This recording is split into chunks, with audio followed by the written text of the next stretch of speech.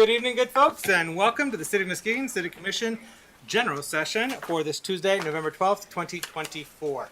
Before we get on with our meeting, I just want to share that we do have a couple public comment periods. One is towards the beginning of the meeting on any agenda items, and another public comment period at the end of the meeting on any topic that you wish to share and address with the City Commission. I do encourage you to complete the public comment form at the back of the room. It's on the table, and then give that to our City Clerk and Mish down there. Please complete with your name and home address. Note I will not be asking you to share your home address publicly, nor will I be announcing your home address publicly. That is for our records. I will acknowledge which neighborhood you may be joining us from if you are a city resident, and if you're not a city resident, which other township, village, or city you may be joining us from. Everyone will have up to 3 minutes to provide remarks. During that time is an opportunity for you to speak to and share your perspective and thoughts with the City Commission. It's not necessarily a time for dialogue or Q&A or back and forth. We can arrange separate times to do that if that is so desired. And before we get on with our business, we're going to be first led in prayer, followed by the Pledge of Allegiance. And Pastor G.W. Tolbert from the New Hope Baptist Church is going to lead us in prayer. If you wish to join us in either prayer and or Pledge of Allegiance, I ask that you stand if you're so capable of doing so.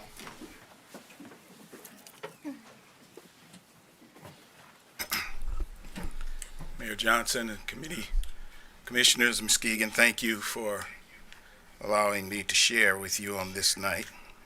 Let us bow our heads in prayer, please. Eternal God, our Father, we come before you with hearts filled of gratitude, recognizing your sovereignty over all creation. We acknowledge your presence in this place and ask that you would bless this gathering with your wisdom, guidance, and peace. We thank you, O Father, for our community. We lift up to you our community leaders. Endow them with your wisdom and knowledge and special understanding.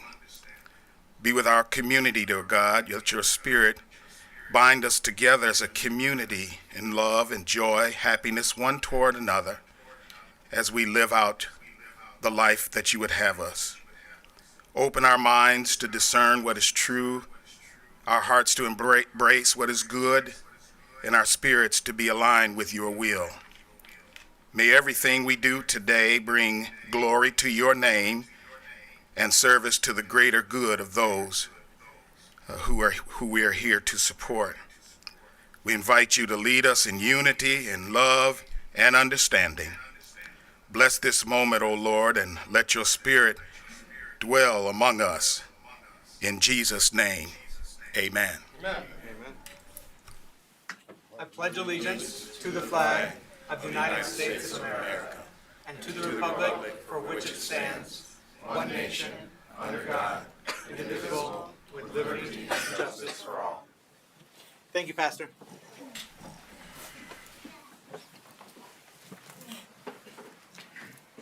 May we have roll call, please? Vice Mayor St. Clair. Here. Mayor Johnson. Here. Commissioner Kilgo. Here. Commissioner Keener. Absent. Commissioner German. Here. Commissioner Gorman. Here. Commissioner Cochin. Here.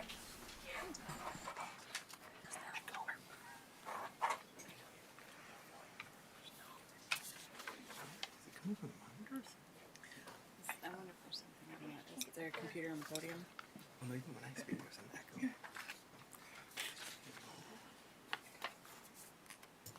There's some technical issues with echoing.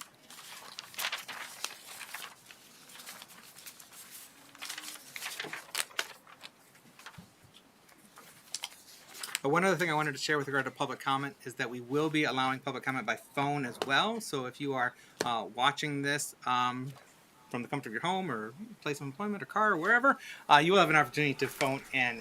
Just before the public comment period, we'll be displaying the phone number at the bottom of the screen, and we'll give you the number right now. It's 231-724-6721, but do not call just now. We'll let you know when it is time to phone in your comments.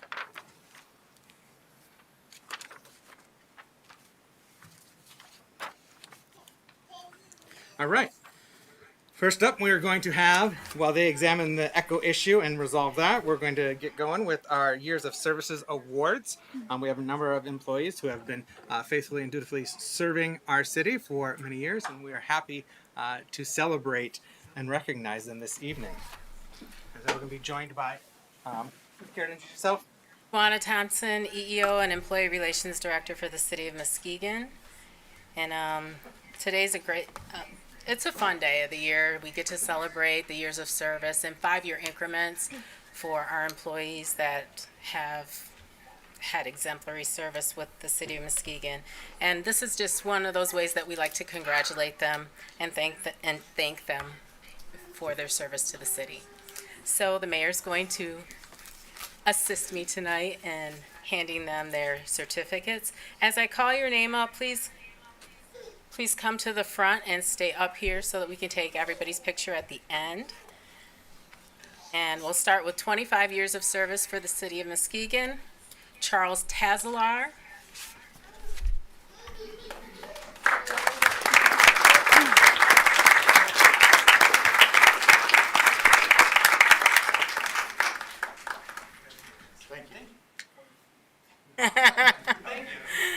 Michael Vandermolen.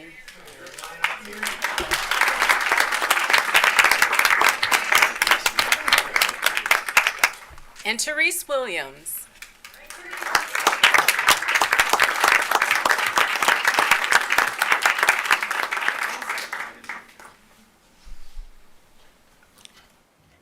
And then if you could put up the list of all the people that, we've got about 40 people that are receiving service awards this year. But they're not all here tonight. But our next one that we have here tonight has been with us for 10 years, and her name is Peggy Straley.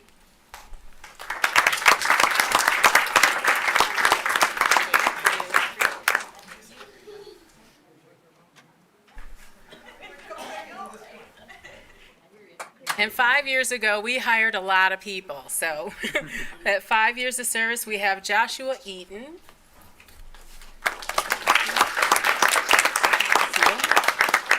Okay. We have Jacob Ekholm.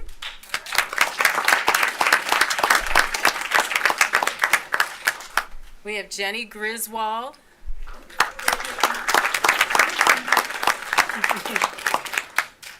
Jason Rushak.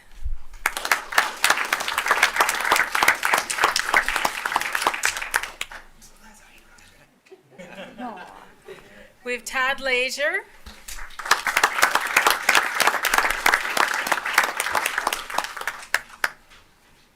Amber Lenardowitz. Is she here? She was? Okay. Corey McCleary.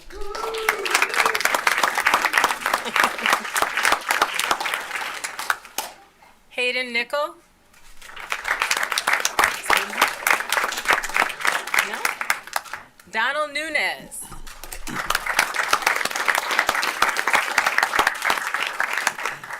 We've got Adam Tiefenbach.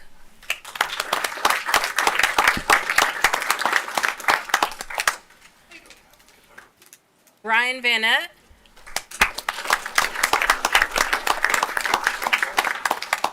And Pete Wills.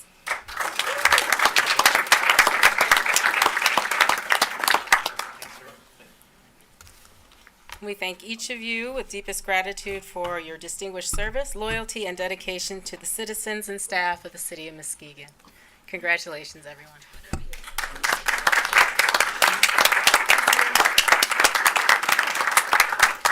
I'm told that Dan Duffy came in. He did.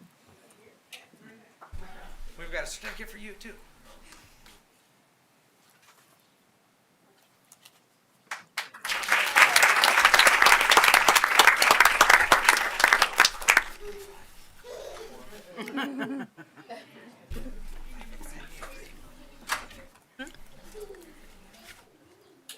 Jason Dion, is he here? Jason Dion? Oh, yeah, he's right there. I can't forget him. It's his.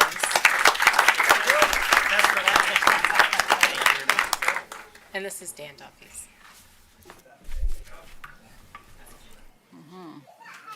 Wow. Excellent people here, and we just have a phenomenal organization here at the City of Muskegon with just good people throughout. And the work that each of you do day in and day out for our community is so valued and so important. You make this city function and serve for the betterment of our residents, property owners, and business owners, and it is just incredibly appreciated. So thank you, each and every one of you, and wishing you the happiest of holidays coming into this Thanksgiving and Christmas holiday season. Thank you, and Kwanzaa. Thank you.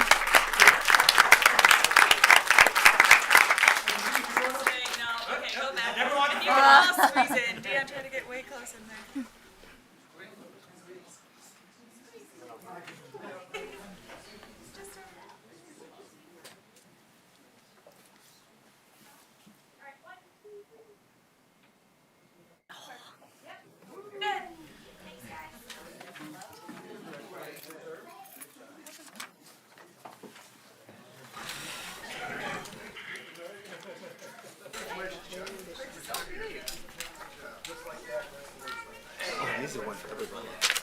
Yeah, sorry. Sorry, I should have been more.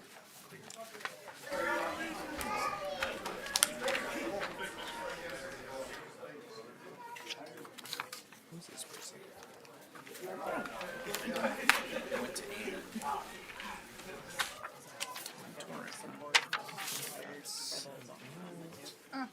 Like 50 of them. Which neighborhood? I think exactly. 314. I'm assuming from different people.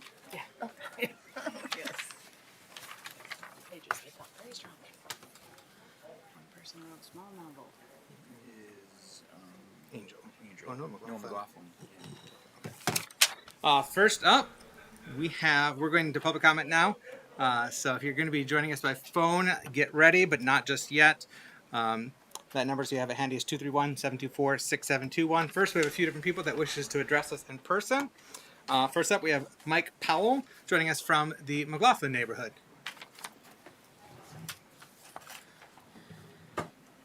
And welcome, sir. You have up to 3 minutes to provide your remarks. All right, well, thank you for the time here. Addressing the zoning thing, this is like the third or fourth time, and no real notification this time, and then we had the public comment meetings. I had like a 45-minute notice on that. People have spoken their minds several times that they don't want apartment buildings and absentee landlords in the neighborhood. And it just keeps getting put back on the table. And I'm going to ask you guys tonight, take it off the table. We don't want it. You know, and it's about as simple as it goes. There's needs here and there's ways to address them without turning all the decisions over to the city with no further need for comment from the people living in town. And that's the problem. The problem is, like I said before, is trusting you guys, trusting the bureaucrats to make decisions. We don't. We want some say in this stuff. And, excuse me, I'm a little bit out of breath here, but the problem with it, like I said, with it is if this thing passes, my say is done. From there on out, you get to tell me what to do, and I don't get to say nothing about it. And again, that's the problem. It isn't, I'm not even against apartment buildings. I'm against apartment buildings with no say-so. Absentee landlords, I'm 100% against that. It's, they don't care. All they do is stick their straw in the cup and take what they can get. You know, we've been through this for years and years and years. Slumlords and apartment building absentee landlords, if they ain't, that's what it'll turn into in the end. We don't want it. You know, I believe you guys, the city fathers, if you will, here should be obligated anyway to listen to what people are telling you. We don't want it. You know, if you put it up one at a time for a variance question and give us a chance to comment, which, like I said, just a day's notice here, and before I thought we were going to have the mail-in notifications. We got nothing in the mail about this. So I guess that's about all I got to say. Is that I'd really like to keep my say-so on this. Thank you. Thank you, Mr. Powell. Appreciate you joining us this evening.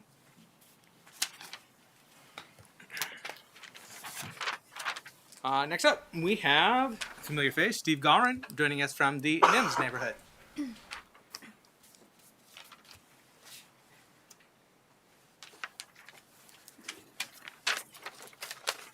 Welcome, sir. You have 3 minutes to provide your remarks. Well, thank you, thank you. Good evening, Steve Gallren, 1362 Palmer in Ward 3. Thank you, Mr. Mayor, commissioners, and staff for the opportunity to come before you tonight. I'm here regarding all the items under new business A through F, collectively known as zoning reform. There are a number of us here tonight from throughout the city and the region collectively in support of zoning reform, and you will have received letters of support as well from members of Strong Towns Muskegon, majority of them residents here in the city. I do have a history of neighborhood advocacy and development over the past 3 decades, as many of you know. I'm here tonight in my most cherished capacity, however, and that's neighbor. I'm here, as well as my fellows, to encourage you to approve these tools for the sake and strength of our community. I'm excited to see this moment come, as this one local action can potentially be a major step in addressing housing shortages in our city. Cities and states throughout the country are adopting such reforms, and as you know from reading our own staff's investigations reports, how reform can positively affect increased availability, tamping down rental cost, and easing the number of unhoused neighbors. This is policy encouraging increased residential development in a more flexible manner, serving the needs of our neighbors we know and those we will come to know. I want to thank staff also for this monumental effort, the high level of community outreach and engagement at multiple levels this year and the decade prior. The information output has been phenomenal from our city staff. So let's keep up the excellent work and continue leading in our efforts for the benefit of our city's people and this region, because at the end of the day, we love it here. Thank you very much. Thank you, Mr. Gallren. Appreciate you joining us this evening. Next up, we have Kara Novak joining us from the Nelson neighborhood.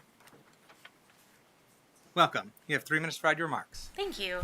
I would like to take the time to just kind of share that I do agree with the zoning changes. I think that we have some really deep lots that are in the Nelson neighborhood that could be utilized to serve additional families. We have a single family house in Nelson. Right next door is a triplex. It works very well with the neighbors. It serves 2 families and a single individual in the back. It's really needed in the community to have additional housing. Also, I have a banking background. I work in banking, and we see that there's some really unique ways that having an accessory building or a duplex with a secondary income, it can allow homeowners to purchase their first home as a multiplex and use rental income to actually be able to afford their house, and so that they can have that starter home. There's not many starter home sizes here in the cities, and I feel that that would be a really great opportunity for new or first-time home buyers to be able to get into a duplex, rent out the second space as they grow into a larger home to come. I will say I agree with Mike that I don't appreciate absentee landlords, but there's a lot of landlords, myself included, that have rentals that we are part of every weekend, and we're mowing lawn and we're making sure that they're maintenance and that they're taken care of. So not all landlords are absentee. So I'd like to highlight that it's a good thing for the community, that it's a good thing to support, and that I really hope that we can pass this and allow more of our community to be housed in livable, safe, healthy environments. So thank you for your time. Thank you, Ms. Novak. Grateful to have you this evening.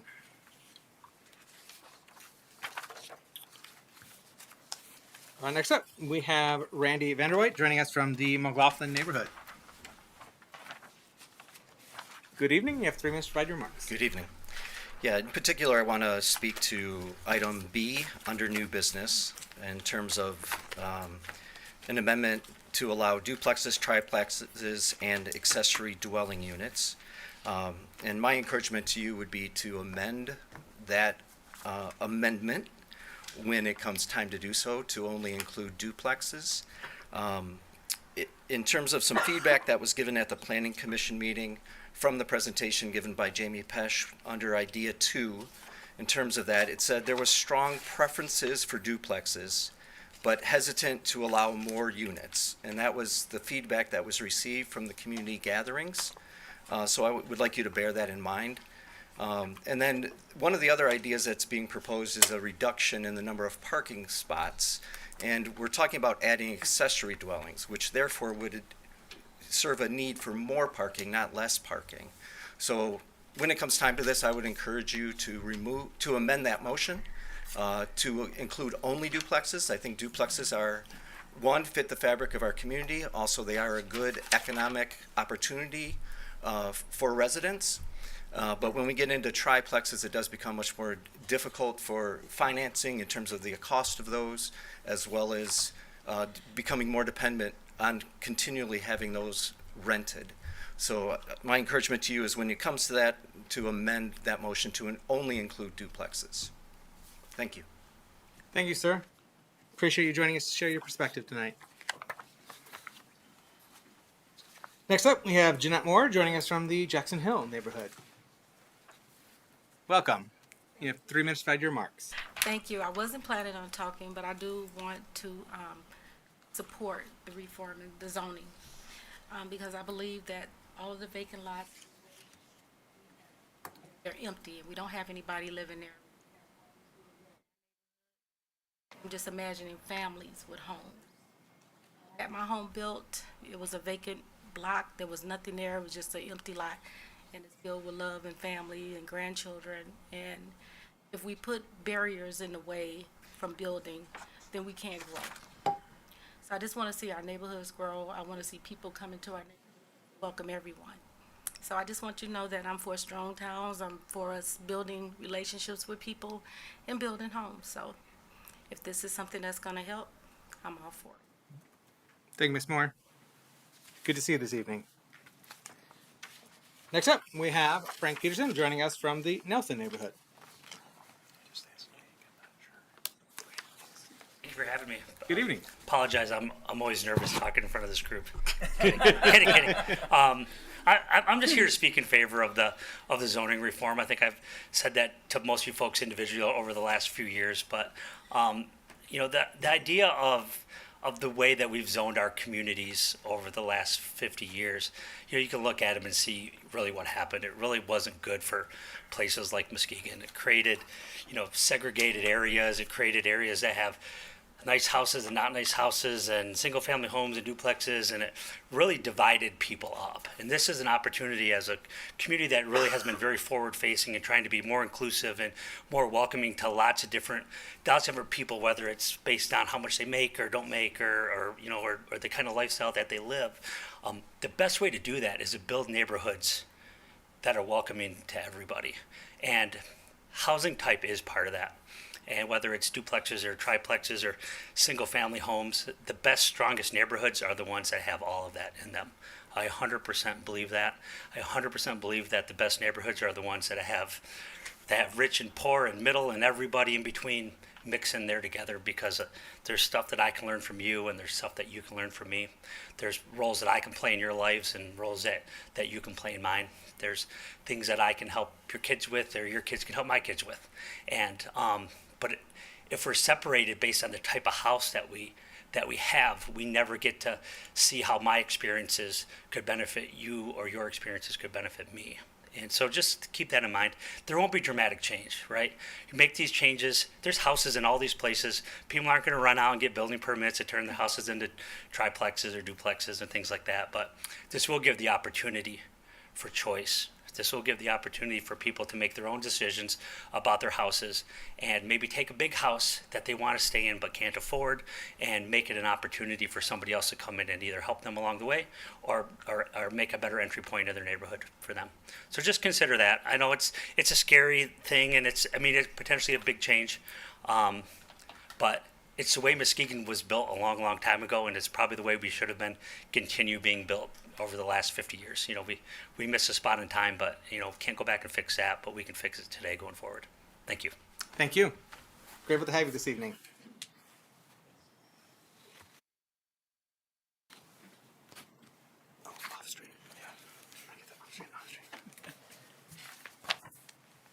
Next up, we have Elizabeth Kite joining us from the Nelson neighborhood.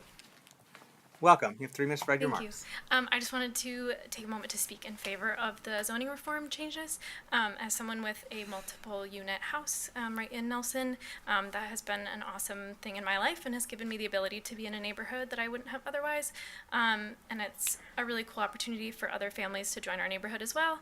And this is a great step, not the end all be all, but a great step in the right direction for making housing more accessible in our area. So thank you. Excellent. Thank you, Ms. Kite.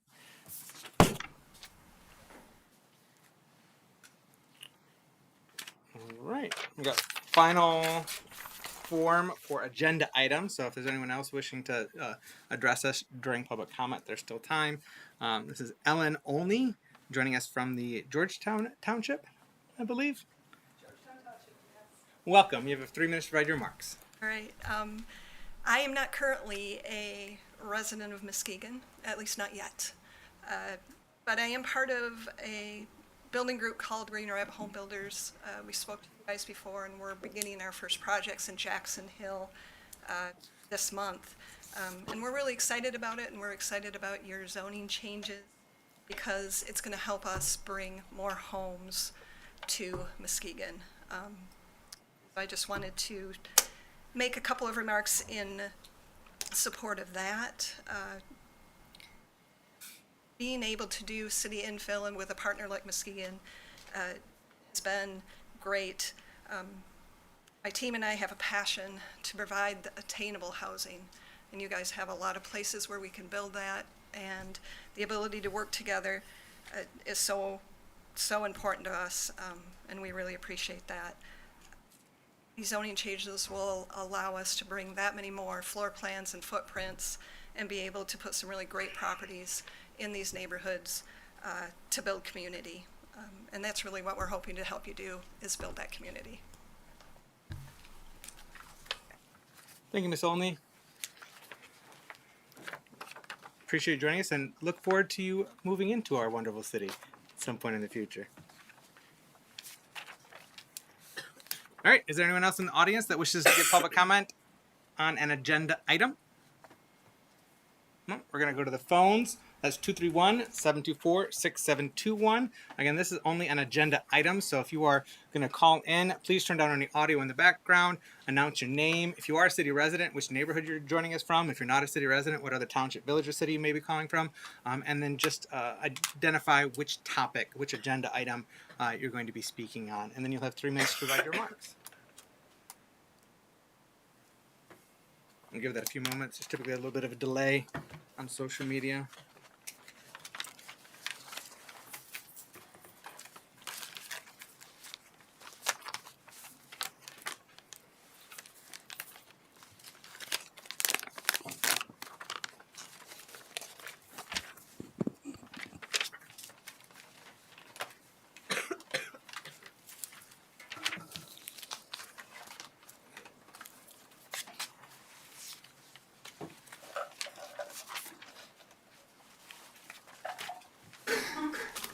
All right, no callers?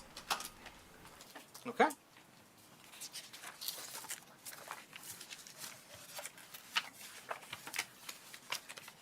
We are going to move on. Where did it go?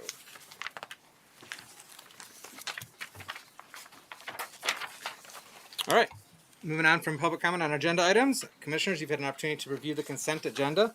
Are there any items that you wish to have removed for separate consideration and vote?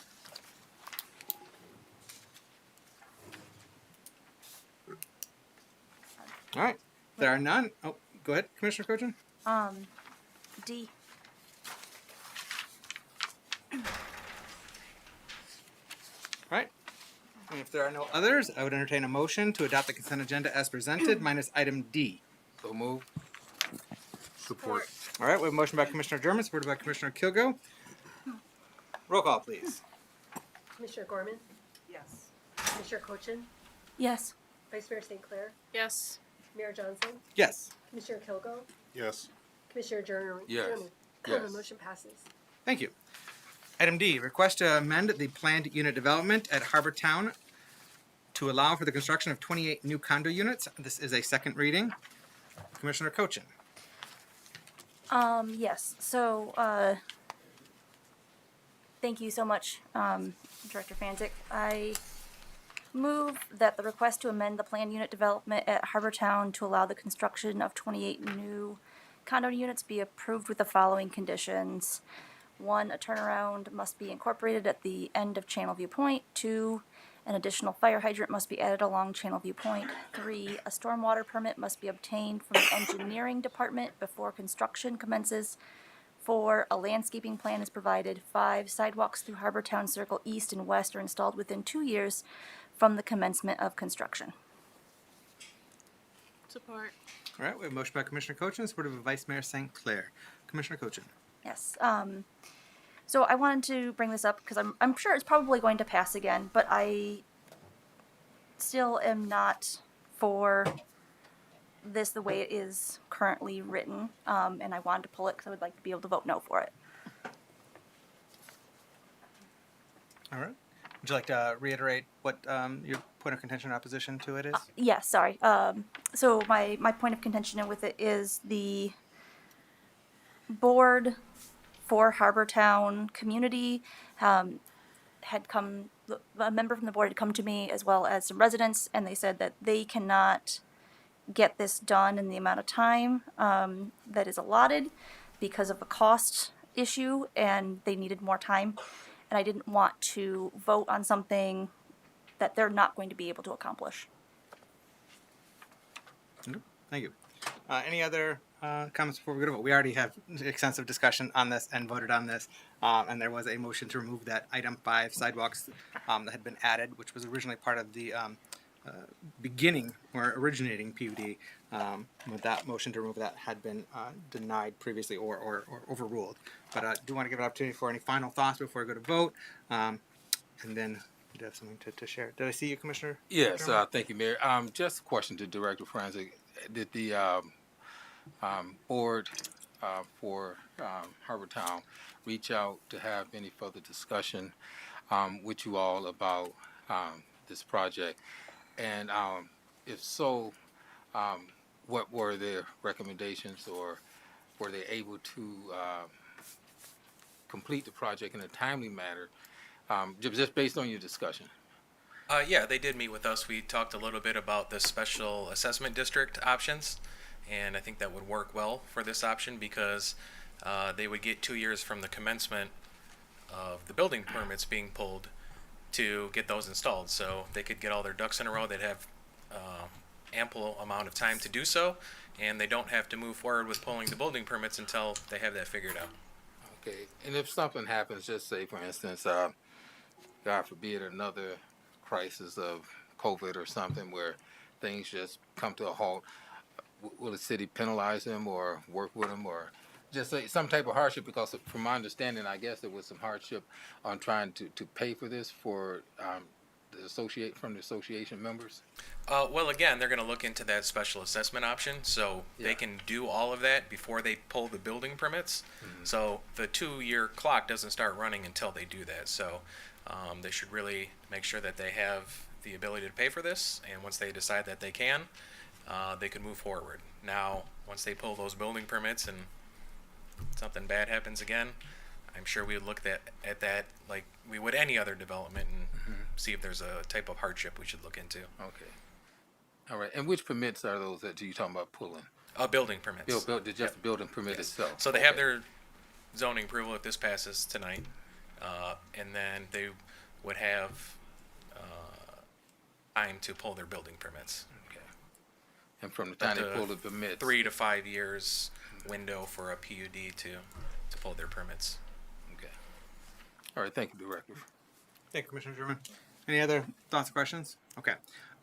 Just want to, for folks who might not be familiar with what we're considering here with regard to this PUD amendment, is the existing development that was planning first initiated in the 1980s and got developed and built in the 1990s.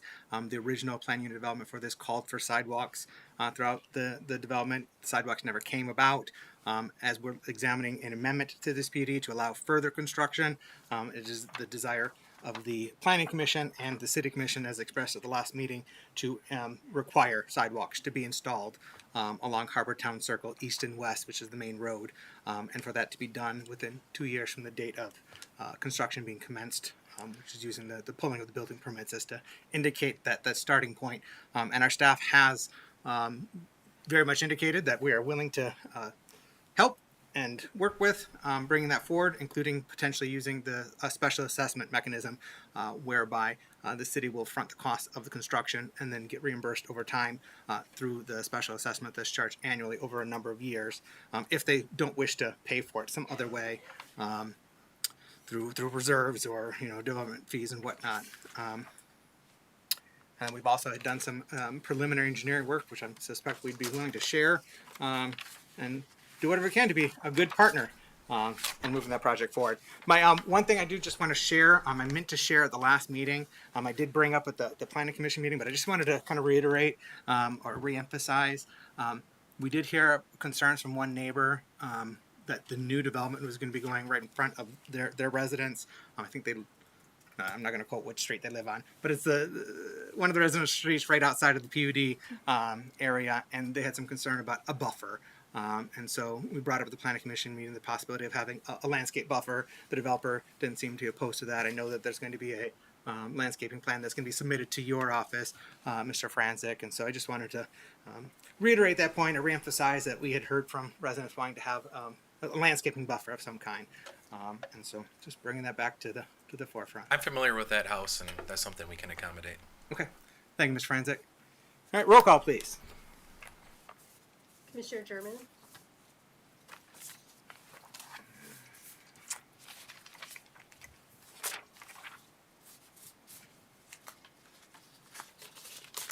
I'll say no. Commissioner Gorman, Commissioner Cochin, No. Vice Mayor St. Clair, Yes. Mayor Johnson, Yes.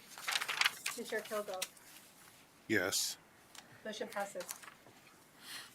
Thank you. All right, moving on to new business. So commissioners, we have several items. These are all related to zoning changes affecting residential properties. This has gone to the Planning Commission. Before we get into any of the individual items, we're going to hear from Planner Pesh, and he's going to present on the work that staff has undertaken and the community engagements that's been done and what the findings are and what their ultimate recommendations are to us. And that have been affirmed by the Planning Commission. So, good evening. If you'd kindly introduce yourself, sir. Good evening. I'm Jamie Pesh with the Planning Department. I am setting up just a few presentation slides here. Basically, what we wanted to do before we go into each individual item that you'll be voting on tonight is provide a brief recap of the engagement opportunities that we hosted throughout this summer, post Planning Commission meeting and joint City Commission and Planning Commission work session. That was back in May and early June, I believe.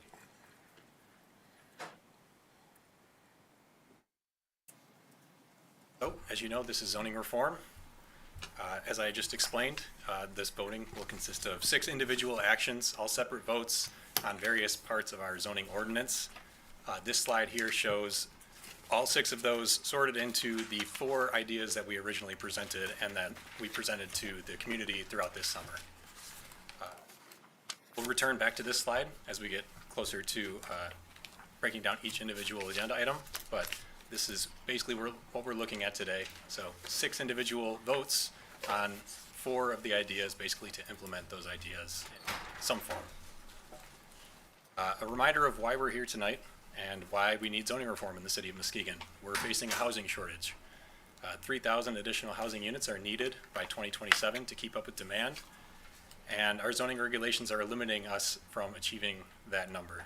Simply put, we have a finite amount of land, and our regulations are making it very difficult to build the number of units that are needed on that land. We can't create more land, so making the best use of what we have is really our only option. Our limited housing supply is also seeing a resulting increase in costs. More demand, not enough supply. The demand drives up the costs. So the planning department's approach to this was to prepare 4 ideas, which I'll review shortly, and present these to the community simply as that, ideas. They were not recommendations. They were just presented as a thought. And we gathered input at a number of public engagement sessions. This is a summary of what we have done, we'll say, in the last 18 months or so. The first step in all of this was a housing-wide assessment review. 7 of those meetings were held in 2023 throughout the summer. Jake Ekholm presented on that at a variety of different locations and specific to each neighborhood. So that was really the conversation that started this most recent effort for zoning reform. Information that came out of our housing needs assessment was concerning, and we knew that we had to do something about that. From there, we hosted a number of different meetings. As I mentioned, the Planning Commission presentation and the Joint City Commission and Planning Commission presentations. We presented the neighborhood associations of Muskegon and then took the presentation on the road. We held 3 public meetings in various locations throughout the city. We also posted information on this effort in the July and August digital newsletters, as well as the print newsletter in October. We held, in concurrent with all of that, we held a number of things online. We had a feedback form that was available through Connect Muskegon that offered residents the opportunity to provide input on these things where they couldn't attend in person. And we collected all of those results. We ultimately had about 66 individual online and in-person responses in total. And this is a breakdown of the information that we heard. Really, this is just big picture, idea 1, 2, 3, and 4, and the results that we received in terms of feedback for approval with changes, and disapproval for each of those. Ideas 1 and 2 received approval, but many of them approval with changes, whereas ideas 3 and 4 were majority approval in what we received. Still some disapproval, and still just a few that were approved with changes. So we went back to the original set of ideas and tweaked them based on what we heard through all of this public engagement. You'll see here that the changes that we made are indicated in red, and ideas 1 and 3 generally stayed the same as what they were presented as originally, whereas ideas 2 and 4 we changed. So idea 2, which was originally presented as amending single-family zoning districts to allow up to 4 units on a parcel, was reduced to 3. We heard quite a bit of feedback on 4 was a number that was too high. People were comfortable with duplexes, and so in the middle of that, we figured 3 was an appropriate number for the number of units that could be permitted. Each of those, as Mike will detail shortly, with their own minimum lot sizes. Idea 3 was presented as a option. Basically, the original proposal was to adjust the rules to either reduce or eliminate minimum parking requirements in residential areas. What we heard from folks was that they were more comfortable with reducing them, but not comfortable with fully eliminating those. So we went with the reduction route instead of the elimination. Muskegon is not the only city facing housing shortages, and it's not the only city that's undertaking zoning reform efforts.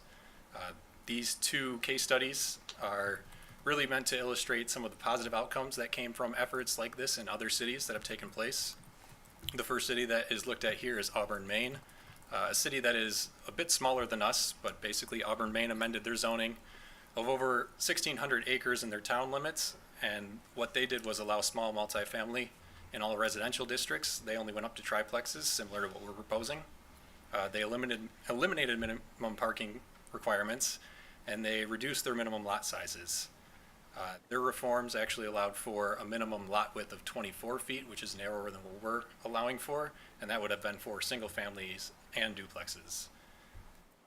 Ultimately, these changes led to an increase in their housing capacity per acre from 9 to 16 housing units, which is what I talked about when you're looking at the amount of land you have and making better use of it. That was exactly what they tried to do.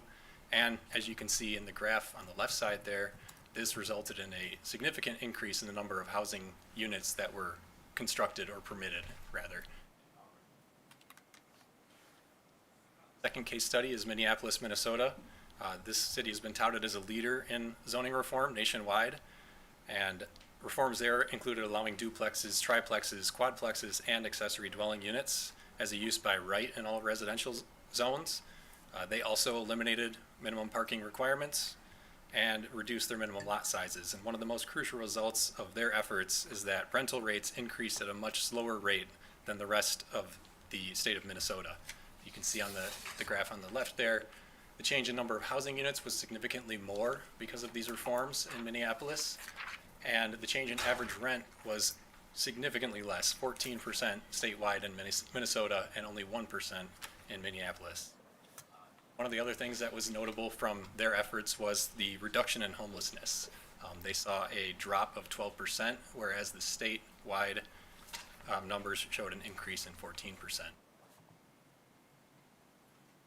So again, tonight, you all have been briefed on a number of these things, but we did want to provide some feedback as to what we heard over the summer, both online and in person, how we amended the ideas that were presented originally, and how they will be reflected in our zoning ordinance with the proposed changes. Again, 6 different votes, each of them items A and D going with idea 1, B and C goes with idea 2 as originally presented, and item F goes with idea 3, item E goes with idea 4, and Mike will take over from here just to go through each of those individually, and questions on what we presented so far, I'd be happy to try to answer them for you. All right, thank you, Mr. Pesh. Before we move on with the first item and hearing from our planning director, does anyone have any questions with regard to what was just presented? Nope. All right. Thank you so much, Mr. Pesh, and thank you to you and your team for the extensive and concerted engagements with our community, both in person, online, via newsletter, and you highlighted what has happened just in the past 18 months, but this is something that our organization and our staff has been working on for many years, and we've been making progress here and there in terms of creating more housing opportunities, whether through the form-based code or just through the underlying zoning classifications across our city. So I just want to say thank you for the concerted and intentional efforts in the recent 18 months, but even beyond that over several years. So thank you.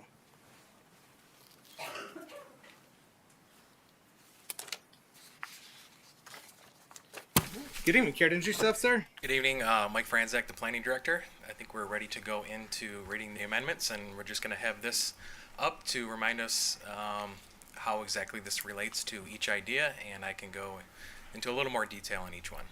All right. Commissioners, so we may proceed. Can I have a motion on item A? Yes. I move to approve the request to amend section 404 of the zoning as presented.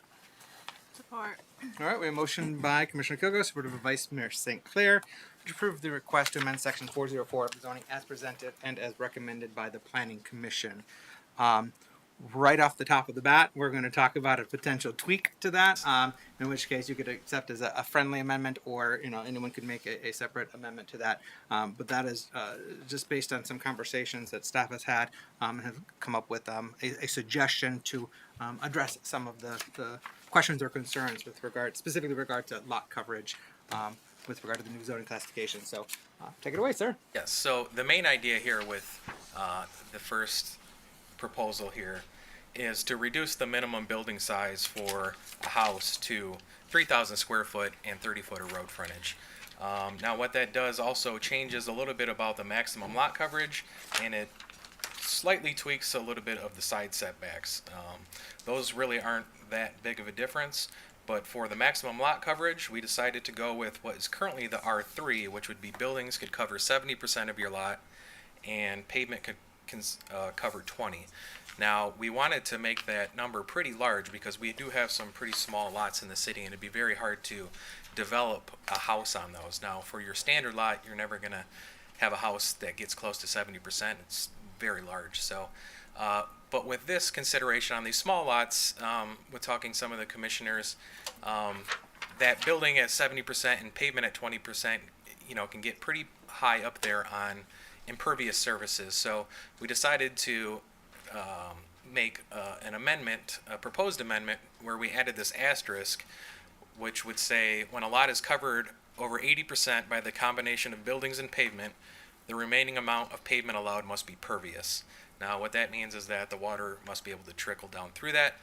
There's different types of pavement methods, whether you're using brick pavers or they actually have impervious concrete surfaces that can percolate the water and help it trickle down and be naturally filtered before it gets to the water. So we'll take this potential amendment and then you can, we'll take questions and comments and you can elaborate any further as you'd like with regard to the motion before us. So there's a language that's been drafted just to add a caveat of when a lot is covered over 80% by the combination of buildings and pavement, the remaining amount of pavement allowed must be pervious. I would like to accept that as a friendly amendment to the motion that's on the floor. Okay. Vice Mayor St. Clair? That's fine. All right. So we have the original motion amended to include that caveat with regard to maximum lot coverage. Thank you. Do you want to report out on anything else before we get into questions and comments right now on this item? I think question and comments might be prudent, and then I can help answer any of those. Okay. I'm going to go to Commissioner Kilgo first. Thank you. Our zoning ordinance was put into place, and from the one that we can find online, was put into place April 28th, 1987. We've made some adjustments to our zoning over the years. I do think it's time, because we're in 2024, to catapult our city forward. I've spoken with a lot of people about the zoning changes, and there are some misconceptions. For instance, am I correct in saying our changes tonight wouldn't allow an apartment building in a neighborhood? Is that correct? If you're talking about more than 3 units, then that would be correct. More than 3 units. Correct. Thank you. And then I do have a question. With our changes tonight, RT, RM1, RM2, and RM3, which are residential multifamily, which is different than regular R1, 2, and 3, would those change, stay the same, or be eliminated? For tonight, they would stay the same. We believe this does pass and housing choices are allowed, that we'd probably want to take a look at eliminating the RT because there would be no need for them. Zoning those to the form-based code as well. As far as the RM1s, 2, and 3s, those are still necessary, so we plan on keeping those. So if I wanted to build a 10-unit or 20-unit apartment building, I would either have to be in a RM, one of those 1 through 3, or have a PUD. Is that correct? Or one of the more intense form-based codes, such as downtown, Main Street, neighborhood edge, things of those natures allow that. And then I actually did attend one of the public engagements for the zoning and talked to some of our city residents, and I just want to thank you and your team for doing a great job of explaining how the changes can help, because in my business, what I do, I see that some people may or may not need any of these changes. They might be able to build currently how the lot they bought is. They want to build a single family house, that they could do that. But I know that these changes are going to allow more choice. So not everyone that builds is going to build. I know that there are people in a certain area of our city who think that everyone's going to rush in there to build, but these changes, I believe, are certain lots in our city where you could build something. These changes will allow those lots to have something built on them instead of them just sitting vacant. That's all I have right now. Thank you, Commissioner Kogo. Vice Mayor St. Clair? I don't have any questions at this time. All right. Did I see your hand over there, Commissioner Kochin? Director Vanzik, I just wanted clarification. You brought up the slight difference in lot size changes for the sides of the lots. Can you, for the audience and for everybody up here, elaborate on that? Sure, for the side setbacks we're talking Yes, about? thank you. Yes, so currently right now, in a R1 district, you need a 6-foot side setback on a 1-story and 8 feet on a 2. In a R2, you need 6 and 7. In a R3, you need 5 and 5. Now, these are all very close, and I would wager that if your neighbor house was a foot or two closer than it currently is, you probably are not going to notice. You notice with some of these setbacks that we see in lots of cities, I don't really know where these numbers come from. I think sometimes you think maybe if we have a foot or two setback more, that's going to give you more privacy. I think the more and more we build, we're seeing that it really doesn't do much of that. But what we want to do is keep it at the 5 foot, is because that helps us meet the building code regulations. So if two neighbors have their houses set back 5 feet each, then that meets the minimum 10-foot setback you need to not have extra fire protection in between the houses. So we believe that this is the model that we should be following for zoning, to just mimic what is in the international bill. Thank you. And then, is there any requirements for the front and back setbacks as well? Yes, there are, but those will not be changing. We have now a build-to zone in the front. We used to have a required setback. Now we have it anywhere you can build from 10 to 30 feet is your window to build in the front. That is like that in R1, R2, and R3 districts. That will not be changing. And the rear setbacks are 15 feet as well for all of them, and that will not be changing. Thank you. In that regard, did I see something in the packet that spoke to the front build to zone, such that if there's the prevailing building standards within 600 feet, you could deviate slightly from that, but only if it's in conformity of the existing buildings nearby? Yep, and that's in there currently as well, and it'll be carried over. If you wanted to build a house that's only 8 feet from the property line, that's okay if your neighbors are too. So if your neighbors enjoy that luxury and it's not going to look too out of place, then you can do that as well. Same thing goes the other way. If you have one 35 feet away, but all your neighbors are 40 to 50, then that's fine as well. There's opportunity for the continuity then in construction. All right. Any follow-up right now, Commissioner Kochin? Actually, I do have one when I start. Okay. Because I'm wondering if you can refresh my memory. How many homes do you think that we'll be able to add using this method?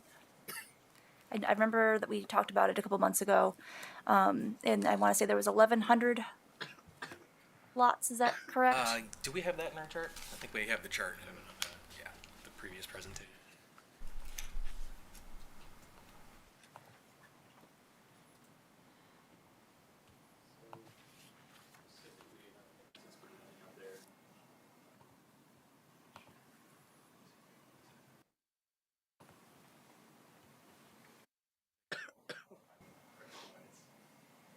So what we have now is, this is a graph that shows the estimated need just short of 3,000, and this is what could happen under current lot size requirements. You could split them to create essentially about 1,100 houses. A few slides later here, this would be under the current R3 zoning lot sizes.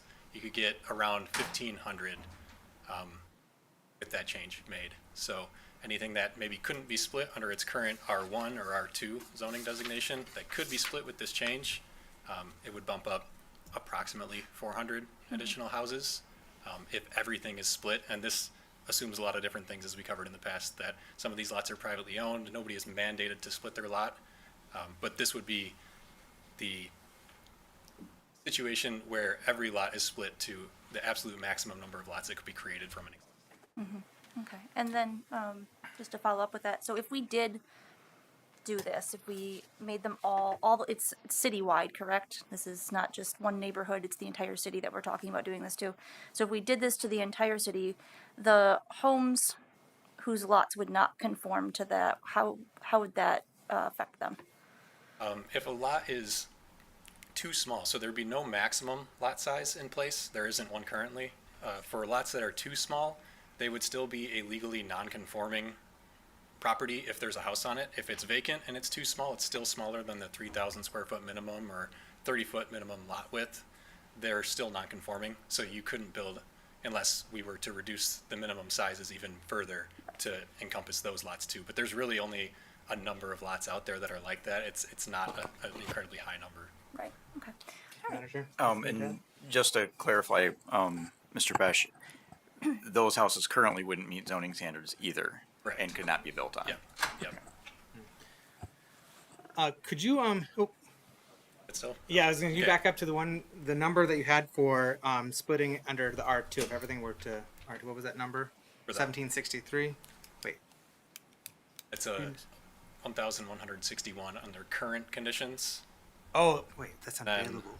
The So, can you clarify? So, available meaning if we were to split these, that's what would become available by Right. splitting all the lots. Okay. Right, So, it's so- 1529. Sorry, just a second. 1529 versus, what was that other number?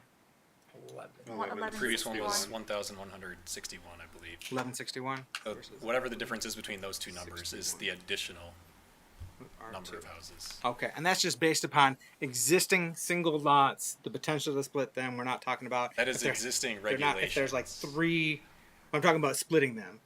So of the lots that we have right now, if we were to adopt this change, this is how many new lots would become available by splitting it. But we're talking about existing singular lots. We're not talking about like, hey, we've got 3 lots at let's say 50 feet, and we're combining them and now separating them to 5 different lots. We're talking about splitting up individual lots, not combining then splitting up.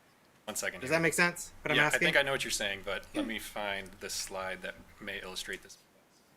Okay, so current single-family capacity is at 1161, and then that slightly lighter pink above it, up to 1529, is what could happen if the current zoning was changed to reflect the minimum lot sizes in R3.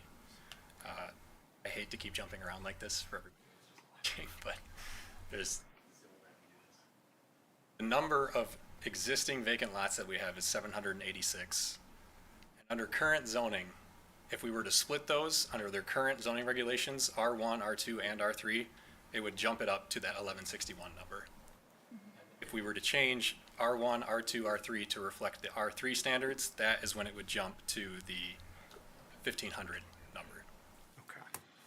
And then could you, the one where you had the several different layers, could you show that? Because I think that's also very enlightening. I know you're probably going to show that again when we get to, the duplexes and triplexes and Yeah, whatnot. we can leave this up to. But that is, important to see as well. Okay. Thank you. That's insightful. Before I get back to you, Commissioner Kilgo, I do want to go to Commissioner German and Commissioner Gorman. And then we'll just about Commissioner German, do you have anything to ask Brad right now? Yeah, thank you. And thank you, Director Pesh. Okay, looking at the proposal and making those amendments, we said we currently have available 786 available lots at this point in time. That was at the earlier this year when we Right, started okay. presenting this information. Okay. So it may have changed since then. Right. So I guess my concern is when you talk about splitting these lots, it definitely takes away the character of the neighborhood from what it looks like now in certain areas. And I guess my question to you would be, where are the multitudes or the most available lots located, more or less in the core of the urban area? Typically, yes. What we have seen is the oldest developed areas are most likely the ones that have the oldest housing stock and have probably seen the most demolitions through the years. But there are other areas that are relatively newer on the ground. Marquette neighborhood, for example, which at one point in time underwent an urban renewal project that created an entirely new set of streets in that area and made a ton of developable property that never fully got built out. You still see new houses getting built in Marquette today. Yeah. Well, and I guess one of the concerns, because listening, and I mean, we've been through this last couple years, and the staff have come back at this point in time to the commission looking to present something and propose something that the community has definitely opposed. And I guess my question would be now, is this more or less a proposal like inclusive zoning, more or less form-based code, just not, you stating that? I mean, because that's the impression that I get. Now, correct me if I'm wrong. It's not the same exactly as what form-based code was. So there, I would say, are probably two key differences between this. The first being this is citywide. This applies to all single-family residential zoned areas, whereas the form-based code proposal that was presented previously was specific to, I believe, 3, maybe 4 neighborhoods. I can't remember exactly what was presented. It was over. Right. The other key difference is that form-based code is more specific in terms of the design of those houses. There are greater regulations placed on the design of new constructed houses, and it also allowed for up to 4 units, whereas today we're proposing only increasing the maximum number of units on a lot to 3. So there are differences in it, but there are similarities as well. Exactly. I mean, there are similarities in reducing the lot sizes, allowing for more housing choice, reducing minimum parking requirements. The form-based code has no parking requirements, whereas today we're proposing to essentially reduce it from 2 to 1. Okay, yeah, and I kind of figured there was some similarity, and I did reach out to Director Mike Sell, which Director Eckham got in touch with me. I appreciate that. But it just seems strategically that even though the communities that did oppose of the form-based zoning, and now it's going citywide with similarities, I kind of struggle with that. Because of the history and what homeowners in those areas may face. Now, I do want to see development in those areas. I guess my question next would, what is wrong with the actual plan that the city's been using, or the strategies that you've been using, doing it in increments, how we look at a certain area, we decide, to zone that area based on information what the developer proposes to the commission. And then at this short time here, it seems like every time in November, staff is coming back in front of the commission proposing this same agenda item.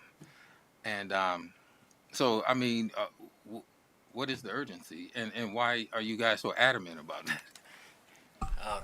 That's a good question. Thank you.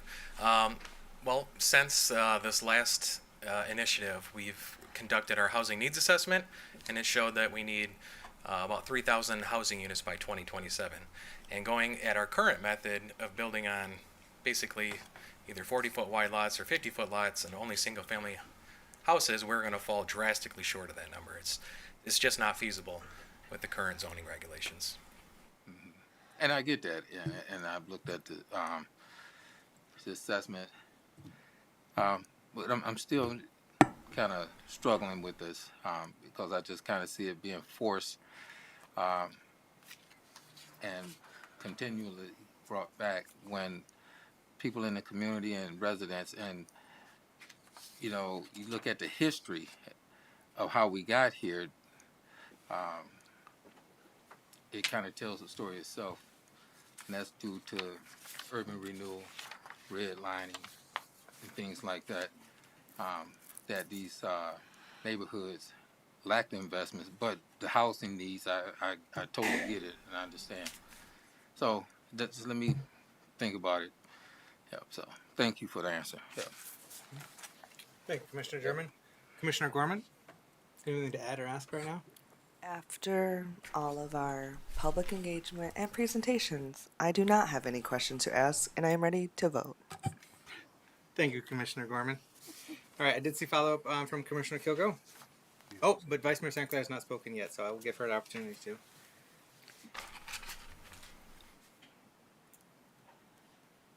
Sorry, let me collect my thoughts. When this came up last time, it did not come to a vote. We actually didn't vote on this because there were significant concerns that the community brought up, because it was, the original proposal was focused specifically on specifically majority minority neighborhoods. And correct me if I'm wrong, but it was pulled back in an effort to look at this in a way that did not specifically target majority minority neighborhoods, which is why we are doing an entire citywide approach. Is that accurate? Correct. Okay, so what has come back before us is a deliberate attempt to be inclusive and not redlining and not aggravating old problems that we caused historically. Correct. Everybody in single-family zoning would have to play under the same rules. Thank you.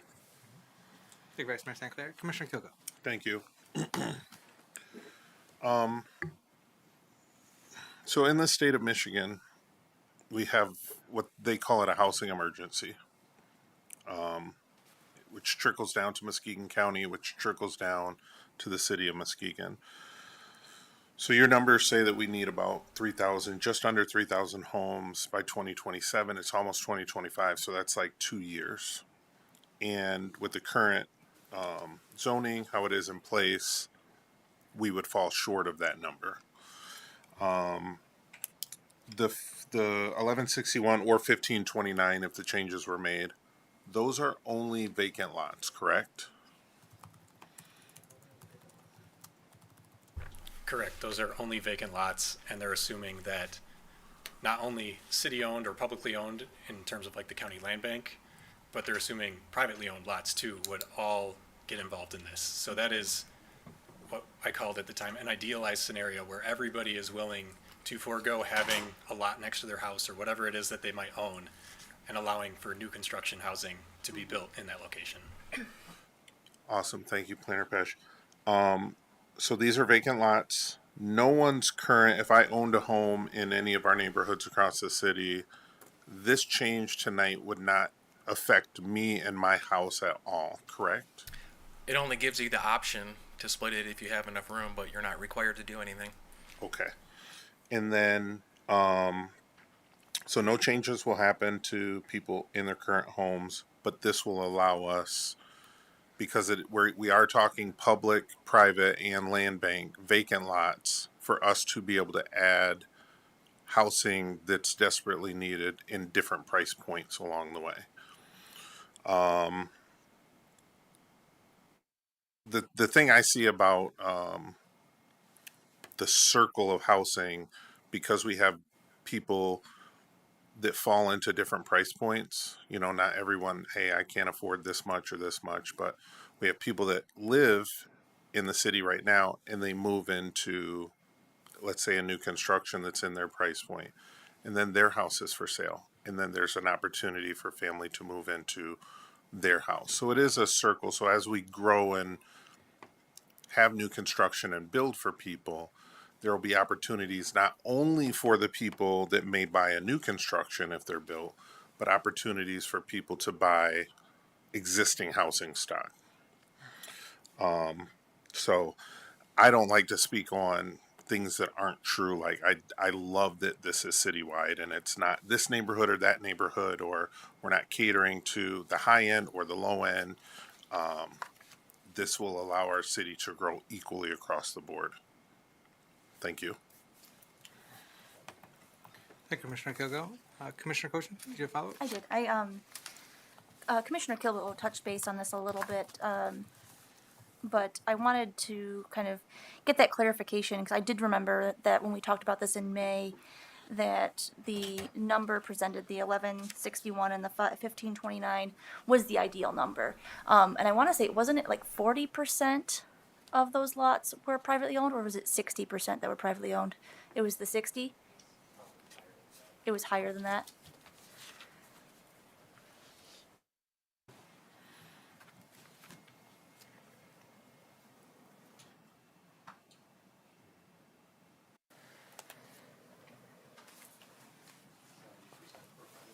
%70% were privately owned. Okay, thank you, Planner Pesh. I appreciate that. Knowing that 70% of that number is privately owned and the likelihood of people selling off their extra lot, I kind of gives me pause in wondering if that's the best route to go. I know that the Planning Commission, back when this was talked about in May, it was talked about, utilizing our existing buildings that we already have in place, abandoned factories, etc. And I know that there's 1,100 homes in the city that aren't receiving mail. And, I'm thinking that there's other solutions to this, and I don't think that this is the end-all solution for this problem with our housing. But I do appreciate all the work that you guys put into this and the creative thought behind it. And I do appreciate the thought be trying to make it more inclusive. So thank you. Thank you, Commissioner Cochin. All right.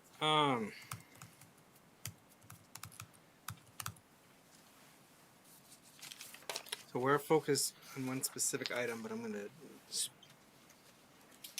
speak to the process and where we're at and where we're trying to go, because it has been said that it seems like the city keeps on bringing back this, year after year after year, and attempting to move some zoning changes forward. And we heard from a gentleman who was concerned about the lack of notification, or he was not aware of this latest initiative or endeavor. I will say that first and foremost, the reason why the city keeps on looking at how we can, and we have made a number of changes over the years. This isn't like we've done nothing, and this is end all be all, this or nothing. We've been making incremental changes and improvements. But the reason why we keep on bringing this back and keep on examining it, keep on tweaking it, keep on engaging, keep on trying to make changes is because we have a housing crisis. That's not going away. And cannot just be wished away. It will not just disappear. It will not dissipate. In fact, it's very likely going to get worse. It is shocking, if you look at the median home prices by state. The state of Michigan is the 39th most expensive. And in other words, we're the 11th cheapest in the country. With the median home value in the state of Michigan is $232,511. In the city of Muskegon, it's half that, if half that.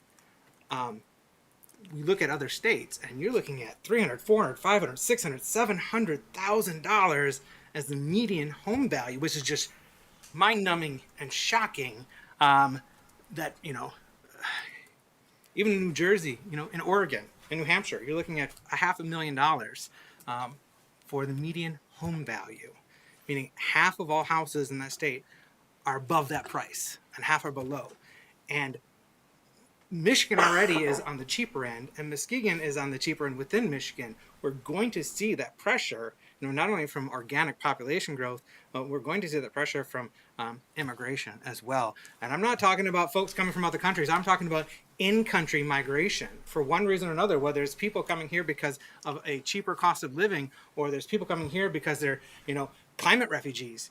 Folks are leaving Florida now because they can't insure their homes, because it's getting so expensive due to the climate catastrophes and the weather, extreme weather incidences.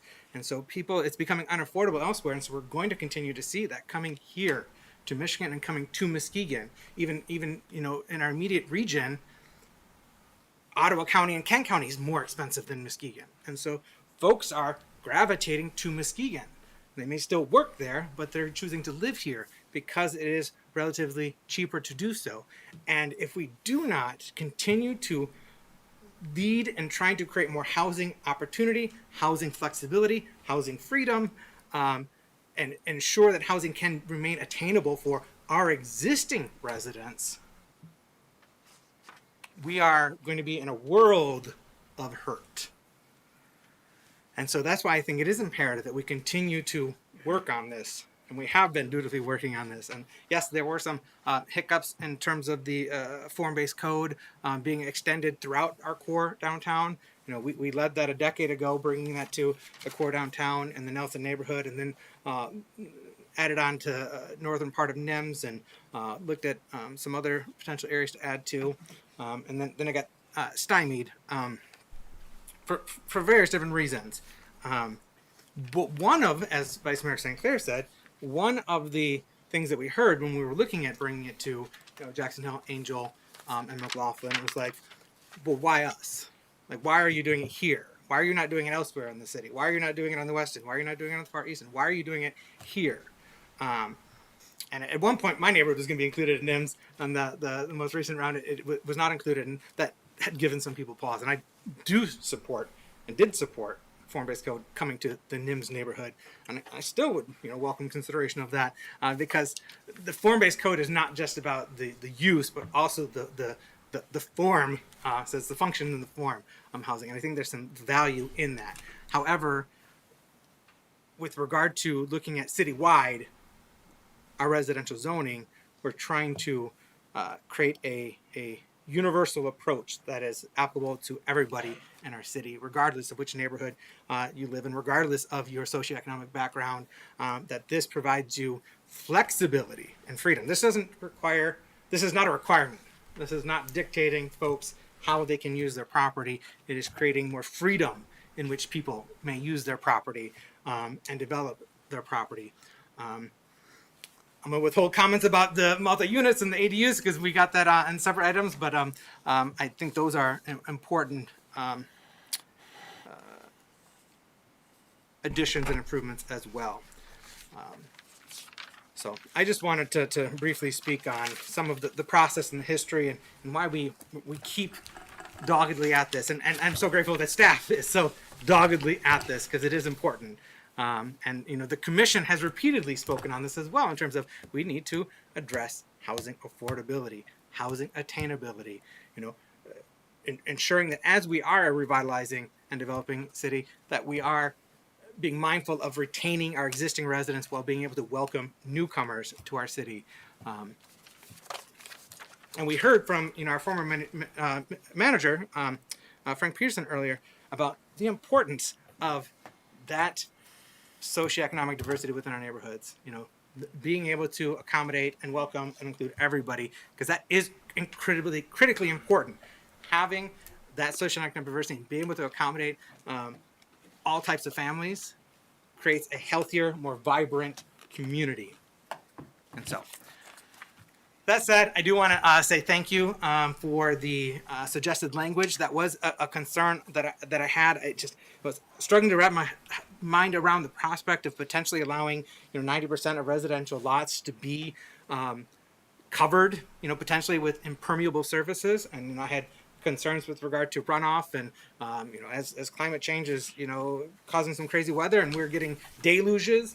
I think we need to be mindful of how we're handling some of those runoff issues and not potentially creating unintended problems or consequences if we were to allow 90% of residential lots, which most of our city is residential, to be covered in impermeable surfaces. So I think that is a good suggested tweak to that, to be mindful of that while still allowing that flexibility in the housing option. So thank you.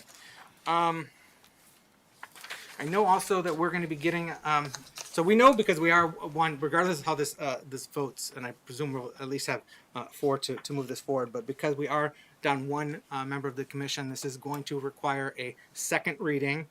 So we'll vote on this tonight. So long as 4 or more members of the commission approve it, it will come back at a subsequent commission meeting and we'll have a second read and a second vote. And it will just require a simple majority of at least 4 members on that second read for it to be adopted. Given that, I believe we are going to be getting a map between now and the second read, just to help further illustrate the different types of housing lots sizes across the city. So that's just something that will further enlighten us before it comes to the second read and second vote. So I am comfortable at this point approving what's on the table, with the caveat that once I see that information, I might, evolve somewhat or slightly, or might want to tweak it. I don't know, but I'm comfortable with approving it as is right now, and look forward to that further information and visual. So, any final remarks before we go to vote? I've said my piece. I think everyone has said their piece, but I'll give you a follow-up, Commissioner German. Yeah, thank you, Mayor. Just to Director Forensic, from the assessment report for housing needs, stated 3,000, and I believe that what Director Eckhom said before in the study. Do you think the city can build their way out of homelessness? That's a question to you. We can be a major leader in solving it. Do I think we can build 3,000 units ourselves by then?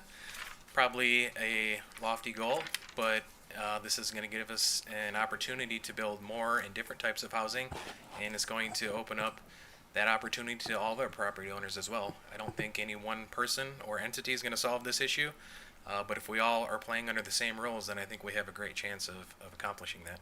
Yeah, and I totally agree. And, just looking at different studies, and I'll give you one, the National Low Income Housing Coalition, University of California, Berkeley. Then there's one called the National Alliance to End Homelessness. All states that studies examining homelessness and housing supply indicates that simply increasing housing stock cannot effectively address homelessness. And these are studies that's out there that prove that. So I guess now, yes, I've always advocated for more inclusive, housing stock and everyone to have an opportunity to purchase homes and live in a neighborhood and to have the best quality of life possible. But, I don't see, and I'm not convinced that making these adjustments, there has to be, and some of the key factors that they suggested is putting policies in place.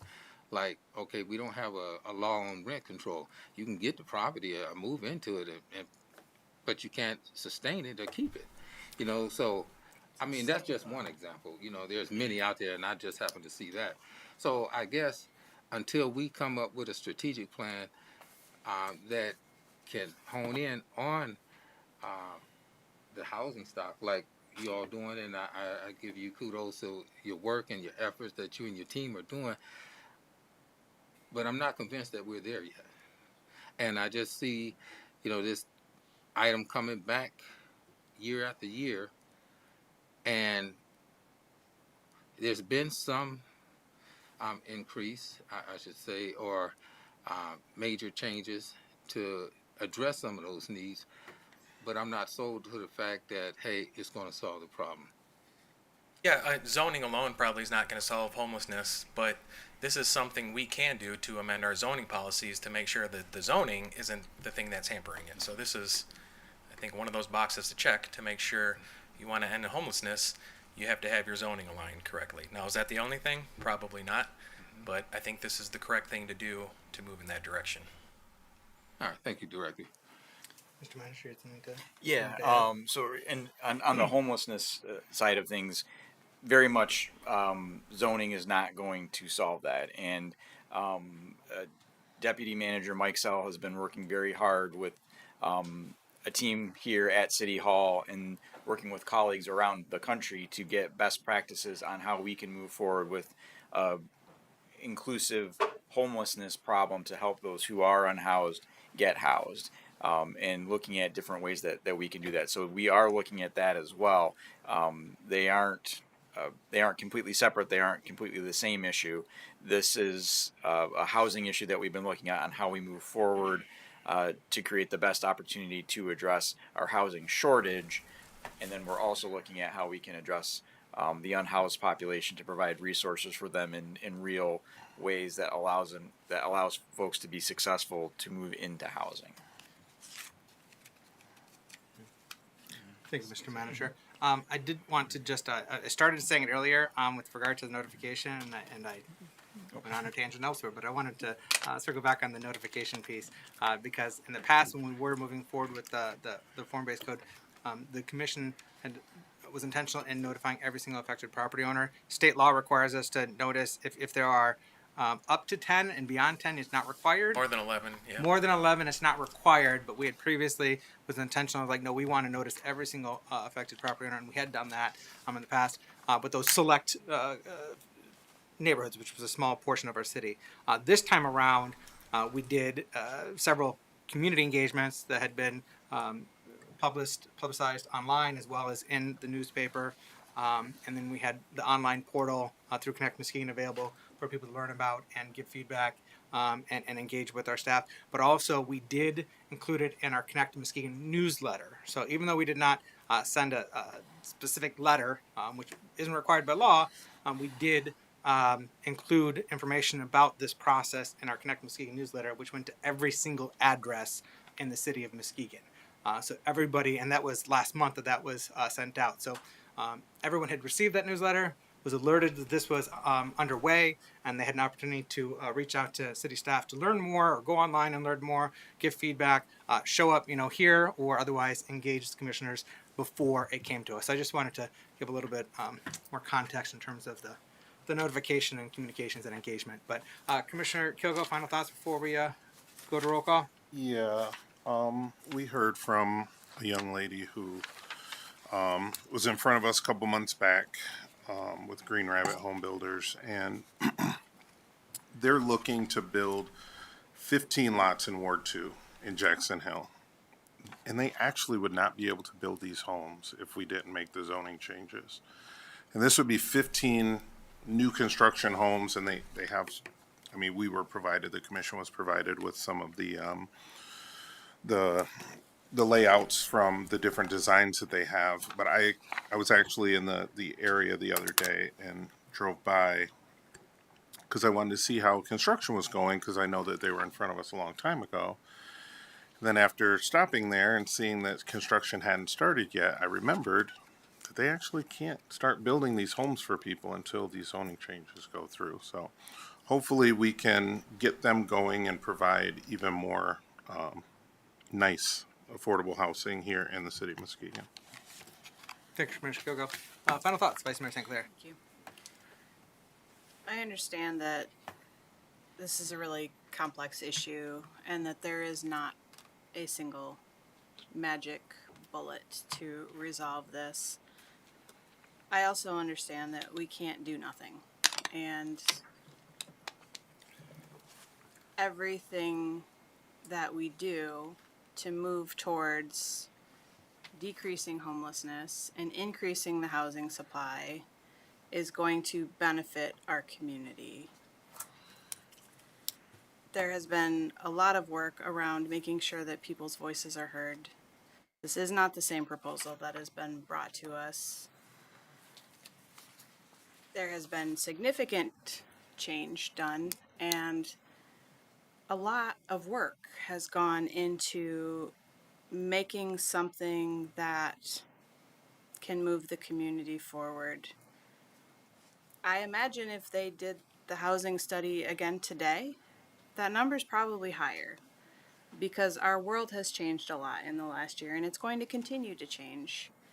And while this is not a perfect answer, there is no perfect solution.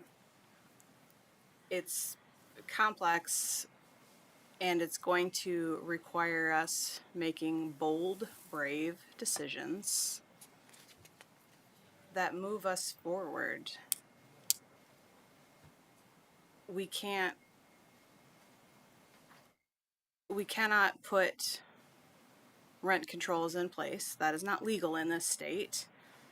If someone wanted to lobby their state legislature against the current regulations, that would be a step that they could take. As a city commission, we have no control over that. This is something that we have control over, and something that we could do to move towards reducing our current housing crisis and reducing homelessness. And I'm going to support that. Thank you, Vice Mayor St. Clair. All right, roll call, please. Commissioner German, No. Commissioner Gorman, Yes. Commissioner Cochin, No. Vice Mayor St. Clair, Yes. Mayor Johnson, Yes. Commissioner Kilgo. Yes. Motion passes. Thank you.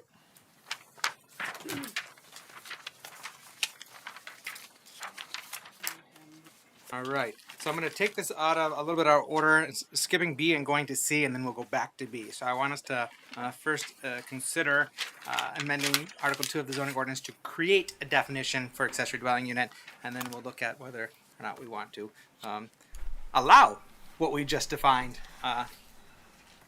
in our new residential zoning district. So I'd entertain a motion on item C at this time. I move to approve the request to amend Article 2 of the zoning ordinance as presented. Support. All right, we have a motion by Commissioner Cochin, supported by Commissioner Kilgo. So this is simply to add a definition. Flip over here. We already have this definition in our form-based code. We want to replicate that in the rest of our ordinance. So the accessory dwelling unit is an accessory structure typically located at the rear of a lot line that provides either small residential unit or home office space. And that's the same definition we have in the form-based code. Now, there are rules and regulations to this, but that comes later. Okay. So simply accepting the definition that we already have elsewhere in our zoning ordinance with regard to form-based code, and so we're carrying that definition forward. Are there any questions or concerns with regard to that definition? Nope. All right. Roll call, please. Commissioner Kilgo, Yes. Commissioner German, No. Commissioner Gorman, Yes. Commissioner Cochin, Yes. Vice Mayor St. Clair, Yes. Mayor Johnson. Yes. Motion passes. Thank you. Now, item B, amendment to section 400 of the zoning ordinance to allow duplexes, triplexes, and accessory dwelling units as principal uses permitted in the single-family residential districts. So this correlates with idea 2 that we had presented. Just a sec, we'll take a motion first. Sorry. I'm sorry. I move to approve the amendment to section 400 of the zoning ordinance as proposed. Support. We have a motion by Commissioner Kilgo, supported by Vice Mayor St. Clair. All right, Director Franzik, take it All away. right. Thank you. So this item B correlates with idea 2 that we had previously presented. The problem is that we can only build single-family homes in our districts. We're never going to meet the housing needs if we do that. So the goal is to adjust the rules to allow multi-unit houses. And the change would be to allow in our zones single-family homes, duplexes, triplexes, and accessory dwelling units. We had initially, as Planner Pesh mentioned, that we were going to propose 4 units as well. We have eliminated that after having some feedback at our public input sessions. There's also some caveats to how you could build these homes. Pretty much mimic what the form-based code does in terms of sizes, to where if you only had a house that was between 30 foot and 39 foot wide, you would only be able to build a single-family home. And if you had a lot that was at least 40 foot wide, you could build a duplex.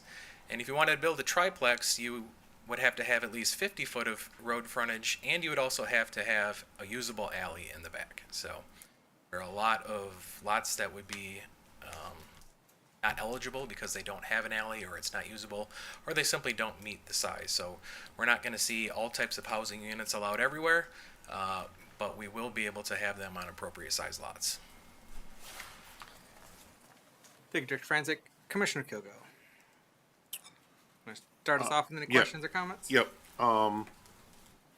So this is carryover because I didn't want to, it kind of covers all of the changes that we talked about. But one thing I'd like for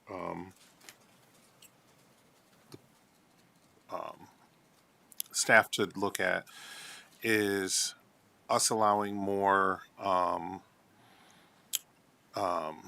know that there are certain zones where the tax cap for these new construction homes comes into play, so it's easier for, let's say, a first-time home buyer to get into a home because their taxes aren't outrageous for that first year. I would just like us to look at placing more of those around the city, especially if we do make the changes and we get more new construction.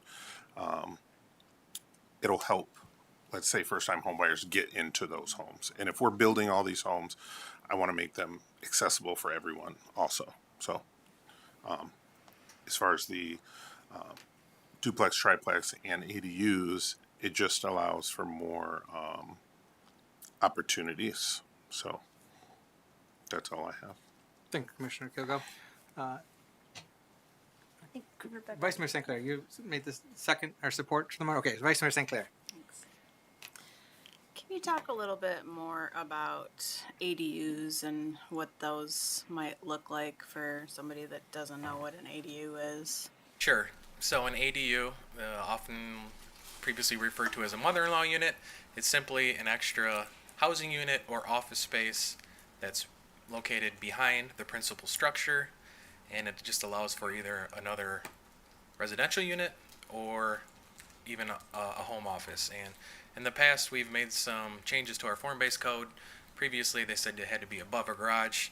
Now we've changed that to say it could be without a garage, so that would carry true to this amendment as well. As far as the regulations, it must be detached from the principal structure, like I said. It can't be located in front of the building. Accessory dwelling unit allowed in conjunction with a one-family detached, duplex, or triplex, and must be located behind the front building line. Basically just another small unit on the same parcel as the principal structure. Okay, thank you. Thank you, Vice Mayor St. Clair. Commissioner Coach. Thank you. So I've got several questions. The first one, my constituents were concerned about. So if we allow the ADUs and the duplexes and the triplexes, does that increase our numbers in our census tracts that we just approved? Population numbers?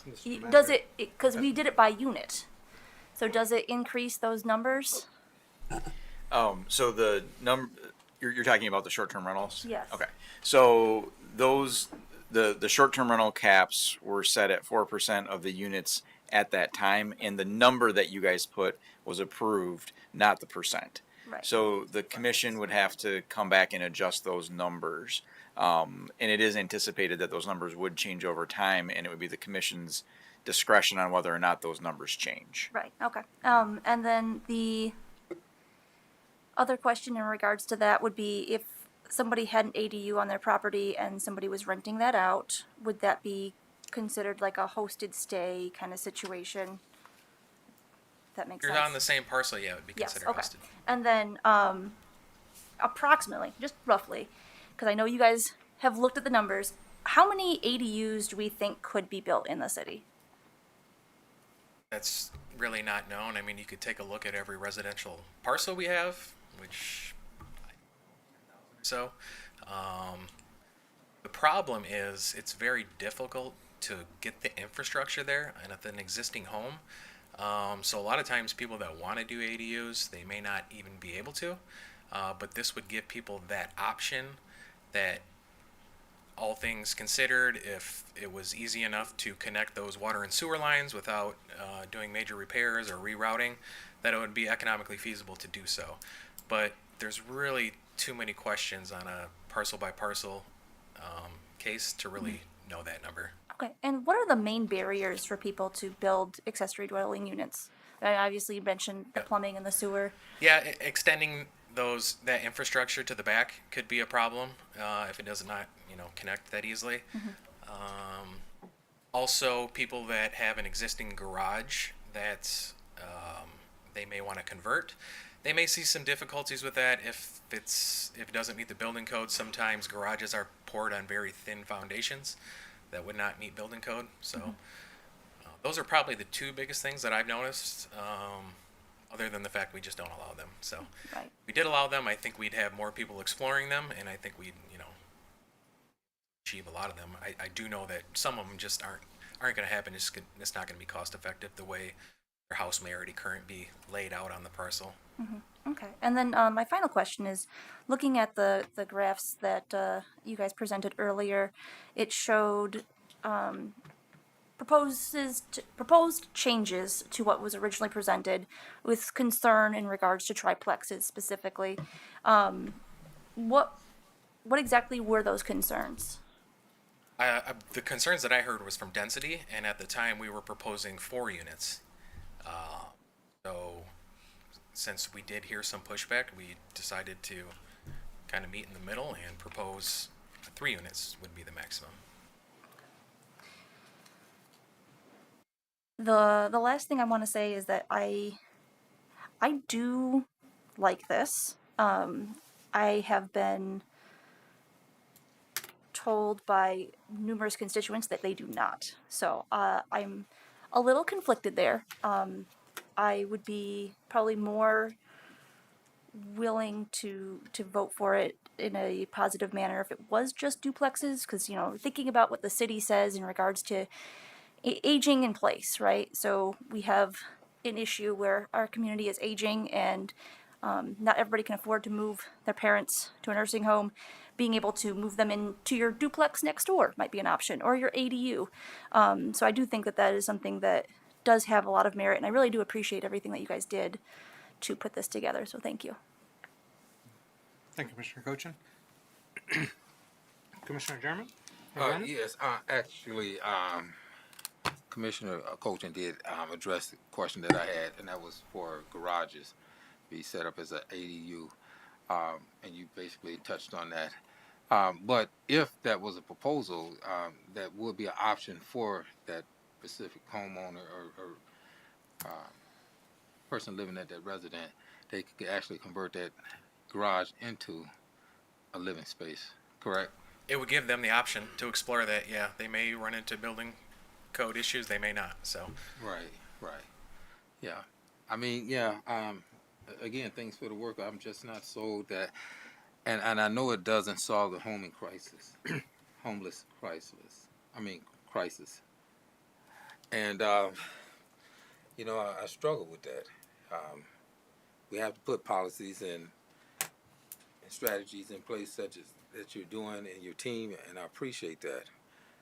And I visit other areas and sit in on commission meetings, and I've seen them strategically come up with ideals to combat homelessness, and I just don't see it happening here right now, because you can't build your way out of it, and I think you agree with that as well.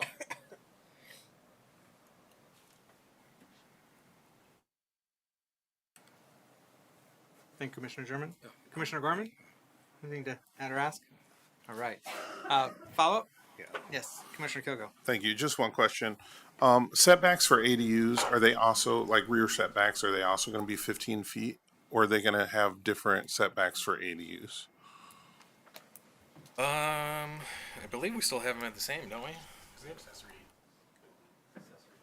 Yeah, okay, so it has to follow the accessory building structures, which is 3 feet off of the back and rear property lines. Okay, thank you. Thank you, Commissioner Kilgo.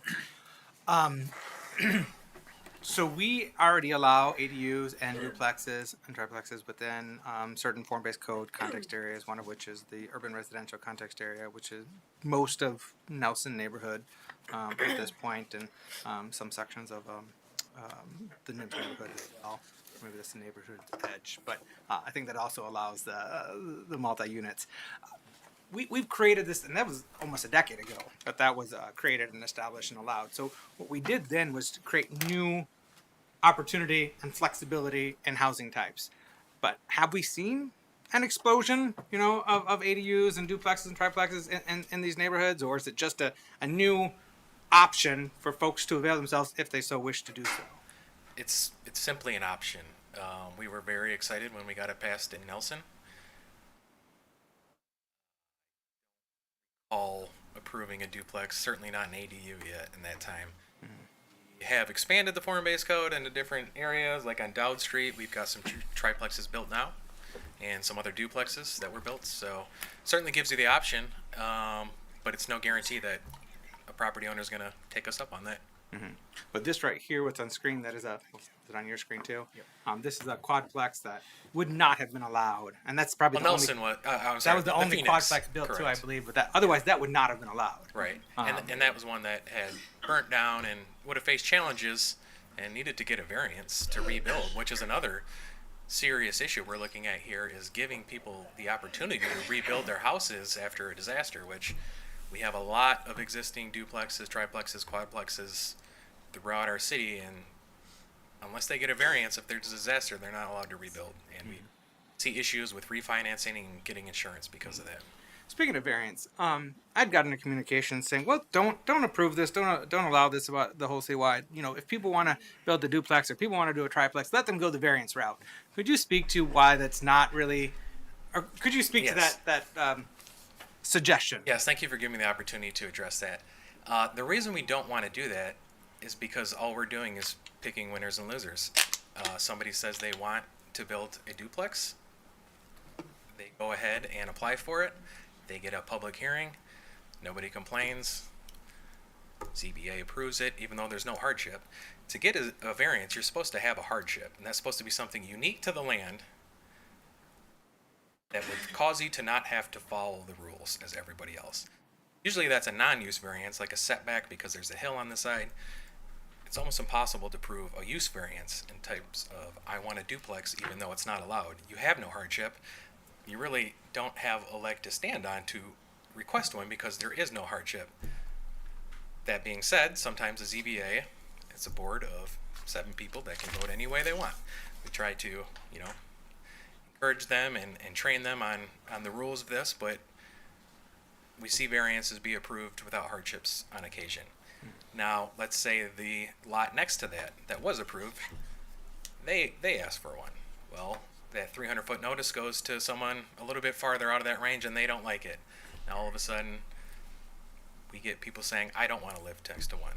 And there's really no rhyme or reason to what the ZBA is picking. They're really just picking winners and losers based off of individual conversations. What this does is levels the playing field for everybody and puts us all under the same regulations, so the land use can be distributed fairly. Okay. So thank you for that explanation.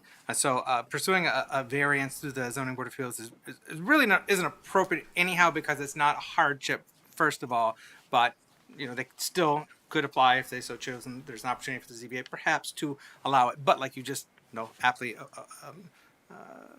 shared with us, that could create potential inequities.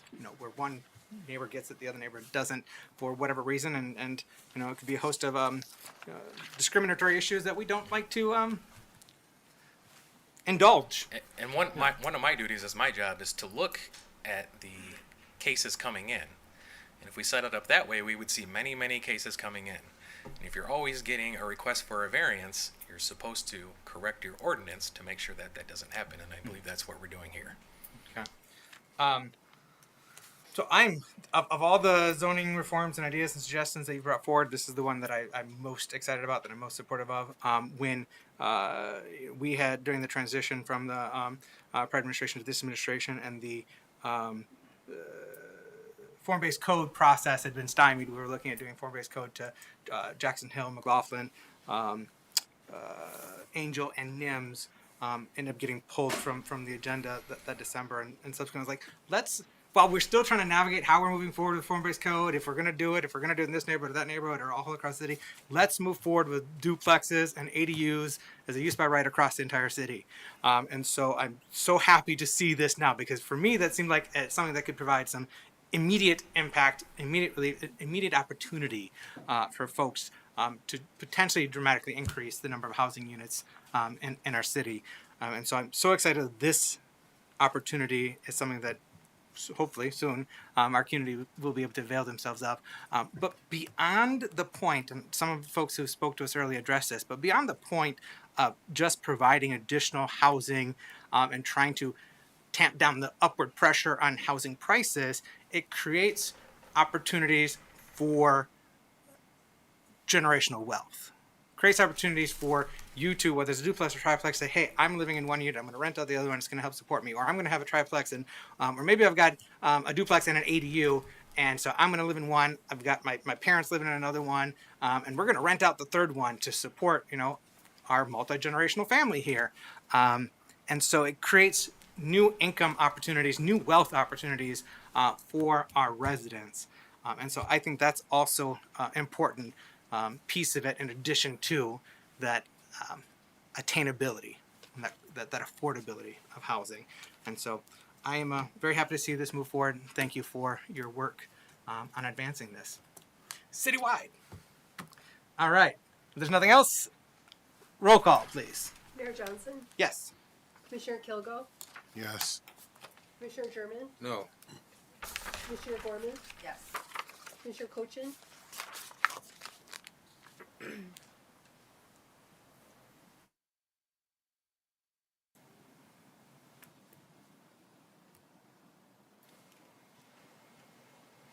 Yes. Vice Mayor St. Clair. Yes. Motion passes. Thank you.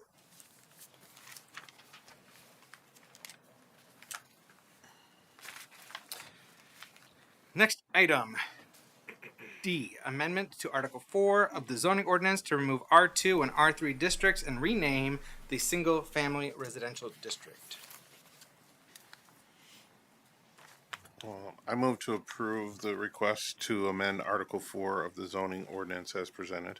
I support. All right, we have a motion by Commissioner Kilgo, supported by Commissioner Cochin. Director Franzik. Okay, so if we are going to be allowing different types of housing choice within our R1 districts, we should rename it, not single family. We propose to name it Neighborhood Residential District now. Pretty straightforward. Any questions or comments on this change? Basically, naming change to the new district. All right. Roll call, please. Vice Mayor St. Clair, Yes. Mayor Johnson, Yes. Commissioner Kilgo, Yes. Commissioner German, No. Commissioner Gorman, Yes. Commissioner Cochin. No. All right. Motion passes. Item E, amendment to section 2326 of the zoning ordinance to reduce the minimum number of parking spaces for single-family and multifamily dwelling units. So, I move to approve the amendment to section 2326 of the zoning ordinance as presented. Support. A motion by Commissioner Kilgo, supported by Vice Mayor St. Clair. Director Franzik. all right, so going into these public meetings, we were proposing to eliminate parking maximums or parking minimums, which we have done in our form-based code, which really has worked out well in the downtown and even our lakeside form-based code district. We haven't really seen any issues because of that. Staff is pretty confident that this would be the right. However, working with our constituents and at these work sessions, we saw not everybody was completely comfortable with that. So we want to propose now that we would reduce that to 1. And what this does is it's just freeing up more land to utilize for additional housing units. This wouldn't be eliminated to 0, but going from 2 to 1 could have a significant impact on the amount of housing that could be used, or amount of land that could be used for housing throughout the city. Thank you, Mr. Franzik. Commissioner Kilgo, do you have anything to ask or share right off the bat? I do not. I don't Okay. have anything on this. Vice Mayor St. Clair? I do not either. All right. Commissioner Cochin or Gorman? Commissioner Cochin. I do, yes. I've been talking with a lot of people about the possibility of reducing the parking minimums by developers. And the thing that keeps coming up time and time again is everybody, in order to survive, basically needs to have a 2-income house. It is really, really hard in today's day and age to have a 1-income house and to only own 1 vehicle. And to push more vehicles onto the street, especially given our winter weather, there's a lot of concerns. And so that's not something that I'm going to support. Thank you, Commissioner Cochin. Commissioner German, do you have anything to ask or add on this item? No. No. Thank you. Okay, thank you. I do support this. somewhat in the same vein as Commissioner Cochin, I had reservations if we were going to reduce or remove it entirely across the whole city for some of the same reasons. But I'm comfortable with the one. That's what had existed, I think, many years ago, and then it was up to 2, and now we're bringing it back to. Oh no, it was a 1.5. Right around went to 2, and now we're going down to 1. 2002, But I think 1 is appropriate.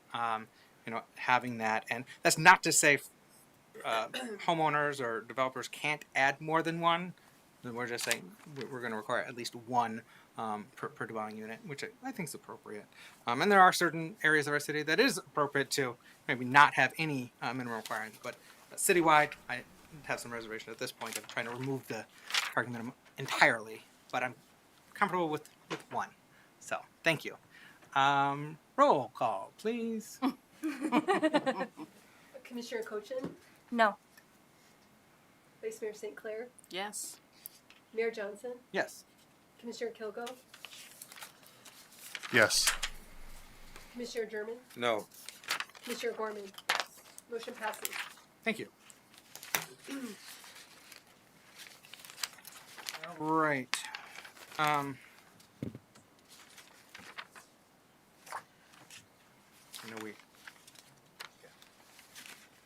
I know we just voted on this, but I just want to very, very quickly share that also part of the rationale is that we increasingly have single households of 1, and that is a growing demographic, and so potential for if you required a minimum of 2, then you're just unnecessarily creating coverage for cars that aren't necessarily going to be used. That was just my very quick tangent. So anyhow, item. Are we on E now? F. No, F. F. Amendment to Article 20 of the zoning ordinance to allow the conversion of single-family houses into duplexes and triplexes.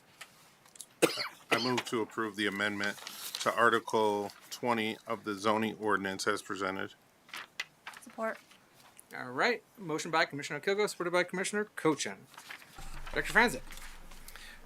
Did I get that right? It was Commissioner Cochin? Okay. Yep, Dr. Franzik. So the issue here is that in our form-based code districts, you can't convert, in most cases, you can't convert a single-family house into a duplex or a small multiplex because of the design requirements differ very slightly between a detached home, a duplex, and a triplex.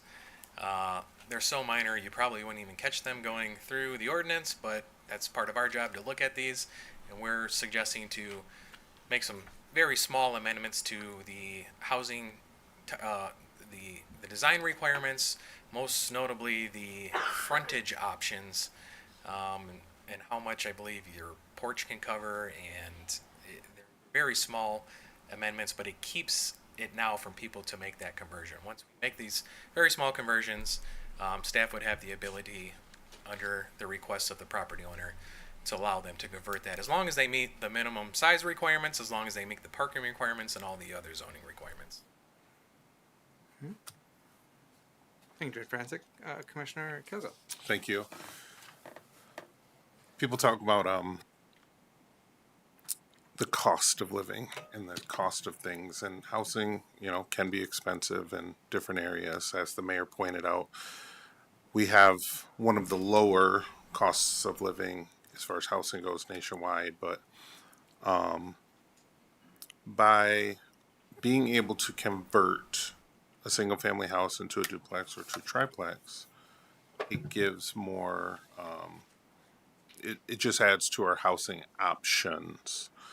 The more, if we weren't in a housing crisis and we had enough homes for every single person, rents wouldn't be as high. And if we want to lower rents, we're going to have to build more houses or apartments or condos or dwellings for people. So I do know of several homes in our area that could be converted into a duplex or triplex, but under our current zoning, they're not allowed to. So I definitely look forward to those who want to. And again, none of these changes tonight are forced on anyone. If I don't want to do anything to my property, I don't have to. But if I want to do it and I have the option now to do it, it's going to provide a home for someone, and I look forward to that. Here. Thank you, Commissioner Kilgo. Any other questions, thoughts?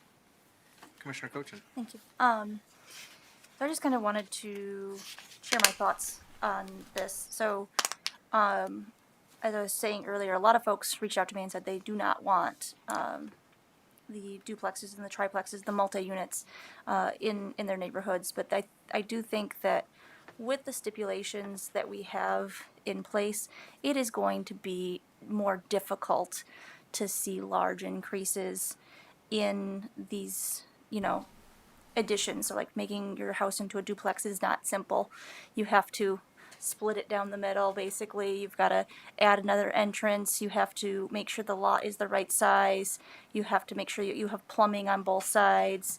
And I think that there's a lot more that goes into it. And the triplexes with the alley section or clause makes it even more difficult. So I really do think that this could be a net positive for our current owners to be able to, move their family members in, help take care of them, help make ends meet. And I think that that's something that the constituents will appreciate. We'll see. Thank you, Commissioner Cochin. Director Franzen, is there anything you want to maybe elaborate or expound on in that regard? Because that was one of the questions I was going to ask, because there has been concerns over the years about the potential for these conversions or, larger homes being chopped up willy-nilly and that maybe is not always structurally sound or the most conducive to, good neighbors. So, like, could you, address that? And perhaps Commissioner Cochin did identify some of the things that are protecting against that very, very astutely. But is there anything that you might want to add or expound on? Yeah, so I think in Muskegon, some of these houses that were carved up in the 70s, 80s, when the regulations were very narrow, it left a bad taste in a lot of people's mouths because we saw overcrowding. And that's kind of what led to us creating the form-based code. And options which are outside the form-based code still mimic that because they put regulations into place so we don't get overcrowding. If you want a duplex, you got to have 40 foot of road frontage. That's going to, not going to be overcrowded. There's not going to be too many people on there. If you want a triplex, you're going to have an alley. That's probably where your garbage is going to going. That's where the cars are going to be parked. It's kind of like the Wild West back in the 80s, and we saw single-family homes, in some instances, being split up into 5 and 6 units on a very narrow lot, maybe 35, 40 foot wide. That's going to leave a bad taste in a lot of people's mouth. That's kind of why we went back to the drawing board to draw up these regulations so people are not going to feel that way. And these houses are going to feel very intentional and very deliberate that they were built to be incorporated in this neighborhood and not just split up into 6 different ways. Thank you, Director Franzik. Commissioners, is there anything else you wish to ask or add at this time before we go to vote? Yes. Commissioner Yeah, Jones. thank you, Mayor. Director Forensic, on this zoning proposal for Article 20, allowing that, as Commissioner Cochin talked about, triplexes having alleys and things in the back under those zoning ordinance. If there's no alley in the back, are they still allowed to convert those single-family homes into a duplex or triplex? And what stipulations at the top of your mind that they have to do that? Yes, so good question. If you have a single family home and you want to turn it into a duplex, the property has to be at least 40 foot wide. If you want to convert it into a triplex, you would have to have at least a 50 foot wide lot and you'd have to have an alley in the back. If you didn't meet those regulations, you would have to keep your house as is. Yeah. Or look into the accessory dwelling unit option. And this here gives them the flexibility to allow that.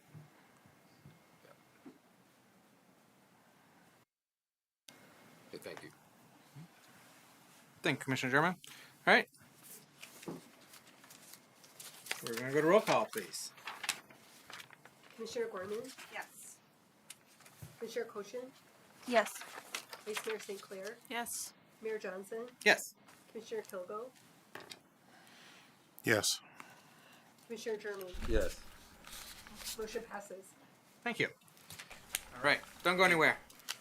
So I'm going to jump right into any other business. I was wanted to touch on this earlier, but I'm going to bring it on to any other business. So now that we're moving forward with accessory dwelling units, what is our prospect, and have we given any consideration yet, or how we might move forward with accessory commercial units to support neighborhood enterprise? One of the things I have heard from folks over the years is it would be nice to, allow for that neighborhood corner store, or provide, a live workspace, or provide some opportunities for folks to make their own living within their neighborhood. So, like, are we considering that, or is that something that's going to be considering? The priority was housing. Is that something that we're going to be looking at in the future, potentially allowing accessory commercial units? Yes, definitely. That was a big part of our master plan update. We do allow them in specific areas in our live work, and I think you have to be on a corner. Very limited. We think we have some easy amendments that aren't going to be too intrusive to anybody, so we have some ideas moving that forward, and I would look forward to that in the next coming months. Okay, so it's looking to expand it throughout the city, not just in our form-based code, those certain context areas within the form-based code. Okay, excellent. Thank you. All right. Other items for any other business? Commissioner Kilgo. Yes, I'd just like to talk about the homeless issue for just a moment. The zoning stuff that was in front of us tonight is separate from homelessness. I'm very passionate about our our unhoused population. So moving forward, I would love to sit down with Deputy Manager Mikesell, see where her plan is, how it's coming along, so we can provide the public with kind of where we're at in the process and stuff like that, because our unhoused population, winter is coming, as I say, and I want, to see what kind of plans that we have in place, because it is a totally separate issue from zoning, but it's a very important issue that I'd love us to discuss a little bit. Absolutely, that is critically important. And zoning changes in itself is not going to be the cure-all, be-all solution for that. It is important that we take action so we don't exacerbate the issue of people not being able to have housing security. Commissioners, would you be interested? We did hear recently Dan Skoglund of the Muskegon Rescue Mission. He came to our neighborhood association of Muskegon meeting and presented. And he does do tours as well. I don't know if any of you had the opportunity to take a tour, but it was enlightening hearing from him in terms of how the Rescue Mission operates, what their policies are, standards. And so I was just curious if the commission would be interested in going on a tour of the facility. And it's not just the Rescue Mission, but also the Career Resource Center that they have there. If the commission would be interested in doing a tour and engagement, then we can get that set up and scheduled. I'd be interested. Yeah. Okay. We will work on that then. So, other business items, I do want to say kudos, thanks, and words of gratitude to our clerk's office and their team on the recent election. It was not only was it a big presidential election, but it was the did the 9 days of early voting, plus the getting out the mobile trailer, and just amazing work by our staff. And we had some challenges for a variety of different reasons, internal and external.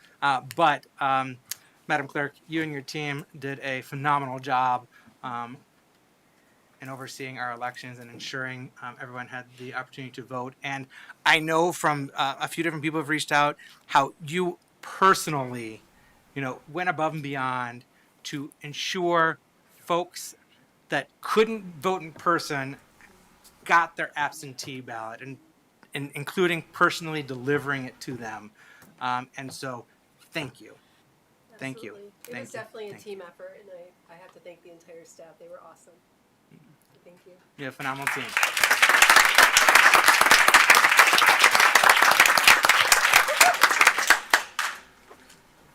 All right. Anything else for any other business, commissioners? Nope. All right. Oh, Commissioner German. Yeah. As for the election, thank you, Mayor, for bringing that up also. And again, Madam Clerk, thank you.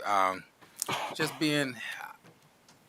having the privilege to be a district delegate for the Democratic Party have given me a broad perspective of how elections work at that level and what it takes to bring a country together. with that experience, I got a chance to meet people from all walks of life. And when you talk with them and you meet with them, you may have your favorite candidate that you have an interest in voting for or selecting to be your leader of the United States, or if it's at the state level. But I find it that most people have a lot in common and they want the same thing, just a good quality of life and the basic necessities. I was fortunate to meet former President Bill Clinton, shake his hand, the governors, and other elected officials and politicians at the federal level. So the election didn't go in the favor that I would have liked it from the presidency, but as a person who serves with integrity and leadership, I want to personally say to the community and others that's listening, we still have work to do, but we have to work together to get things done. We may have differences at times, but when it comes to the best interests of the future, our children, and everyone else in our country, in this city, we can get more done when we work together. Mm-hmm. Thank you, Commissioner German. I will take this opportunity to share, and I'm not going to get into any partisan persuasion or politics or who's elected and otherwise, but there have been some incidents just in the past week where there have been hateful displays of anti-Semitism. Folks in Fowlerville and Howell marching with Nazi flags and hailing Hitler, even outside of a performance of the Diary of Anne Frank and insulting her memory. There have been vile and reprehensible commentary that has been misogynistic and sexist, that has been done very publicly, in taunting and threatening women. Regardless of our political persuasions, partisan preferences, who we voted for, I think it is incredibly incumbent and important and an obligation of each and every one of us who wants to be a good neighbor and an upstanding person in this society to repudiate such vile nonsense. And so I just want to make that very clear in public. And not only is it important to do so when we encounter that publicly, but that when we encounter it in our own personal private circles. We cannot give safe harbor to hate. Thank you. You're here. Thank you. Thank you. I agree. Public comment on anything you wish to share with us. First up, we have Randy Vanderwhite joining us from the McLaughlin neighborhood. Yes, hello again. Randy Vanderwhite, I serve as the president for the McLaughlin neighborhood.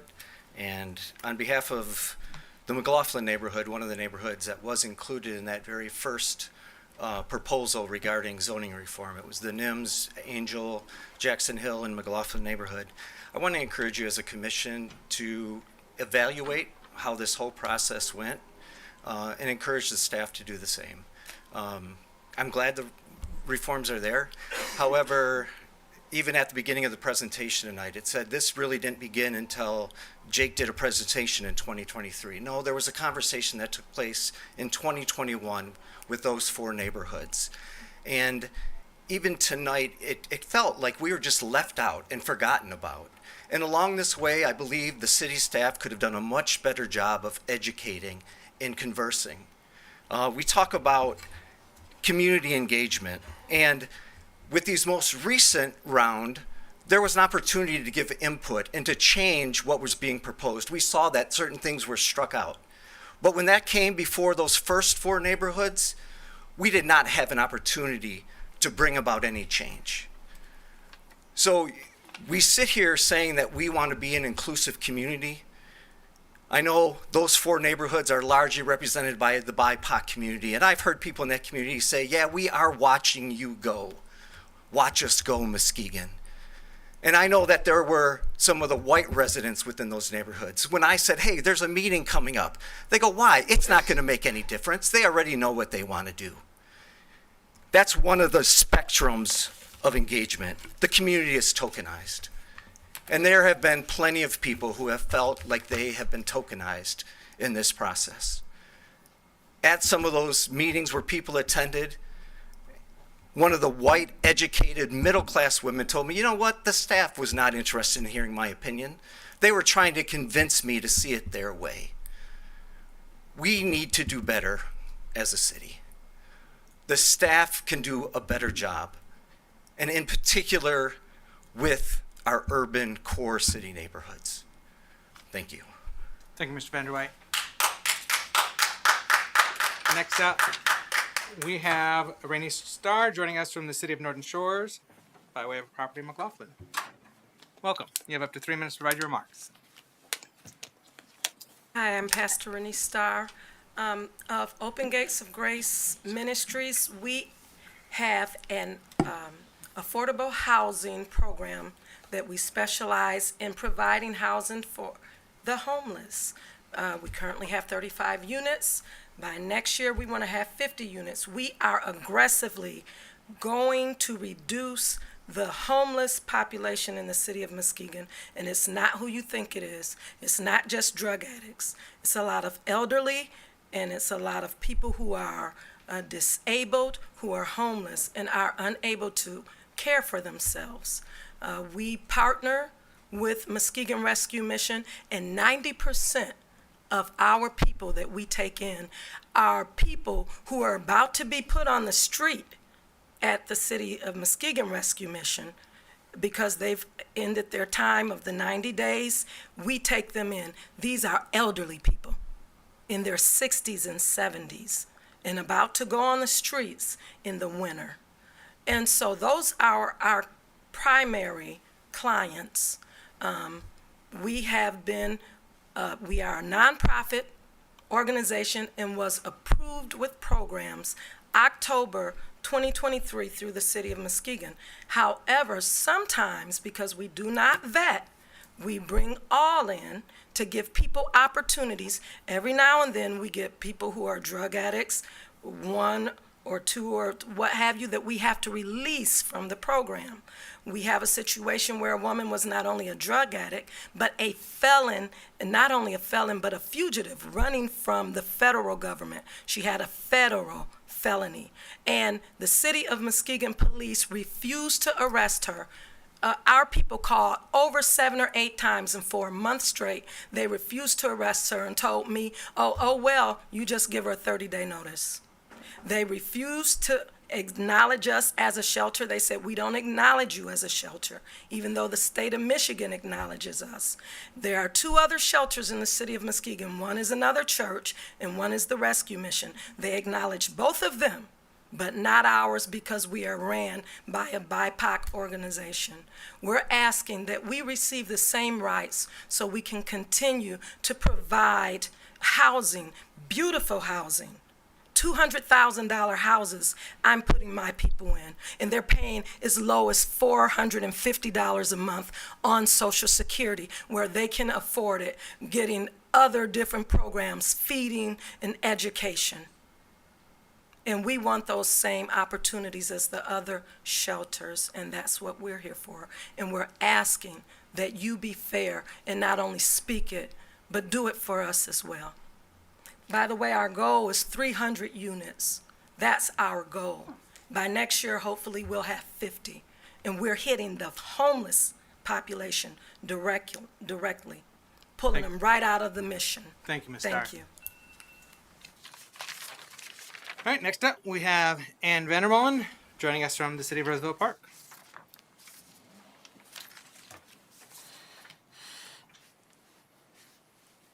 You have up to 3 minutes to provide your remarks. Okay, hello.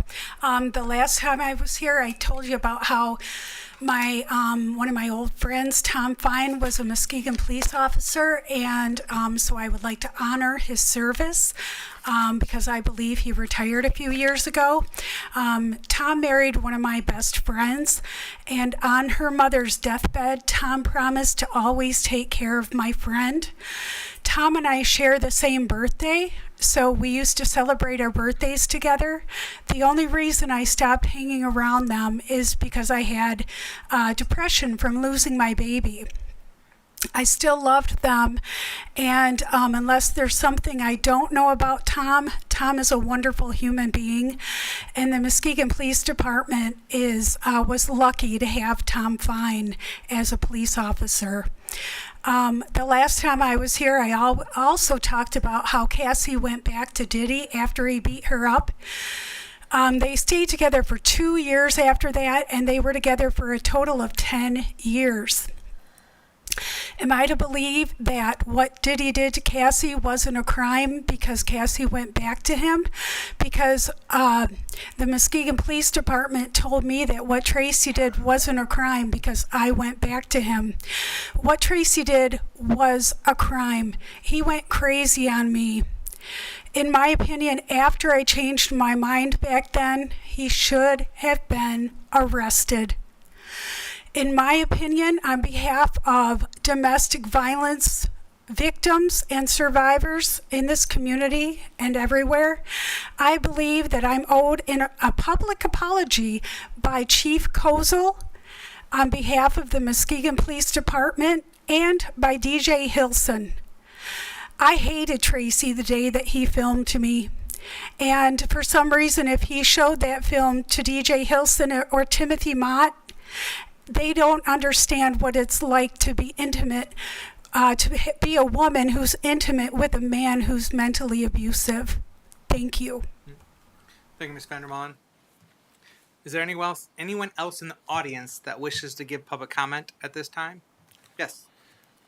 Frank Peterson joining us from the Nelson neighborhood. Welcome. You have 3 minutes to provide your remarks. Well, first of all, I just want to thank you guys for moving on and approving the first reading of the change in zoning.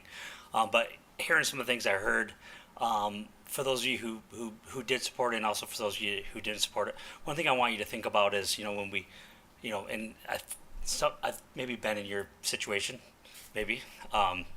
When we step up into these leadership roles, there's like these things that we have to do whether we want to do them or not, and I forget the gentleman's name, but it was a football coach recently who had made this video, talked about, I think it was like the consequences of leadership, the consequences of stepping up and being a leader, and I'll summarize them really quickly by saying that that you will have to make hard choices that positively and negatively affect people that you care about.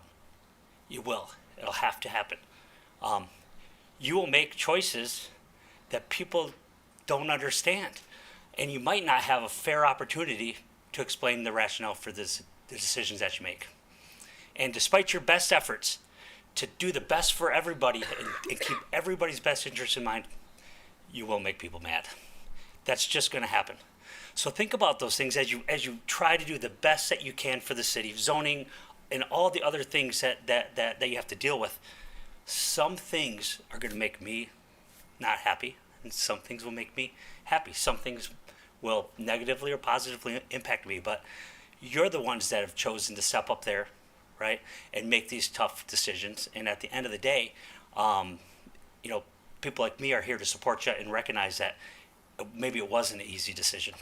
And thank you for considering that. But for those of you who didn't support it, think back about why you're here, and the good and the bad that happens, and the incremental steps we can make to deal with homeless, to deal with affordability, to deal with inclusiveness. And don't be afraid to take the first step. Not everything will be a silver bullet. Not everything will be everybody's favorite step. But take the step. And then let's talk about how we take the next step that helps out the next group of folks. So, thank you. Thank you, Mr. Peterson. Anyone else in the audience just give public comment at this time? All right, we're going to go to the phones. 231-724-6721. This is public comment on anything you wish to share with the commission. It's not necessarily an opportunity for dialogue or question and answers, but for us to hear from you. Please turn down any audio in the background and then announce your name and which neighborhood you're calling from, or otherwise what city, township, or village you're joining us from. Okay. I think we have our first caller. Your name and which neighborhood? Yes, my name is Brian Clancy. I'm sorry? My name is Brian Clancy. I'm 338 Yuba Oh, Street. joining us from Jackson Hill neighborhood. Yes, Mr. Clancy, you have 3 minutes to provide your remarks. All right. So first, I want to thank Miss Ann for helping me vote. I didn't sign my ballot when I sent it in, and she personally got in contact with me. So I would really appreciate that. So thank you for all your work that you did and having early voting. That was important for me too. Second of all, as I was hearing about the zoning, I wondered, like down here in Florida, they have in-law suites, and it's kind of like an apartment, but it's still a part of your home. I wonder if they thought about doing any of those for parents and kids that come back to move after school. I was just wondering how those fit into those zoning requirements. Thank you. Come back to move after school. Thank you, Mr. Clancy.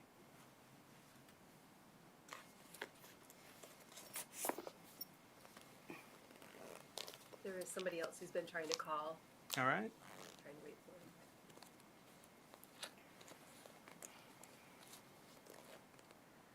him. If you were trying to call, you can call again. Lines are open. 231-724-6721.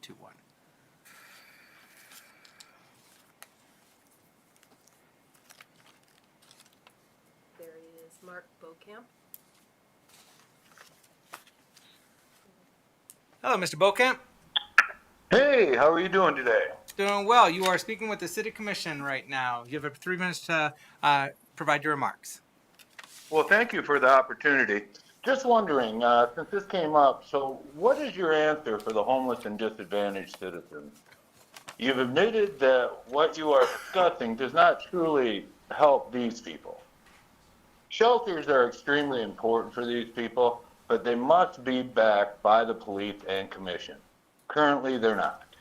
By backing, I mean recognizing and removing these that may pose a significant risk to other residents, those that don't want to follow the agreed-to program, to learn how to better themselves.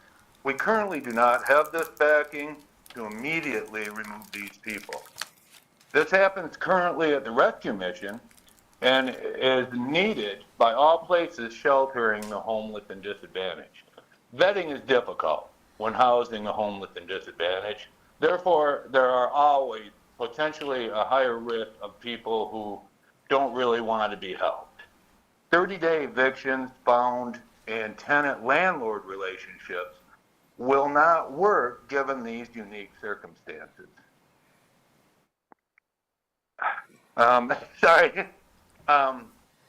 Back to shelters that are helping you solve the problem with these individuals, because everything discussed today is great. It will help in totality of the 3,000 units, but it's not helping this particular market. Thank you so much for your time. Thank you, Mr. Beaucamp. Appreciate you calling in.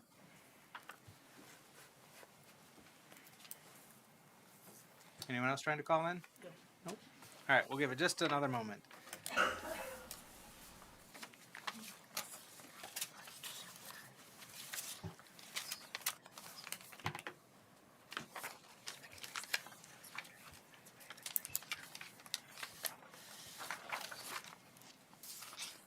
All right. Doesn't look like we have any additional callers. Commissioners, I entertain a motion to adjourn.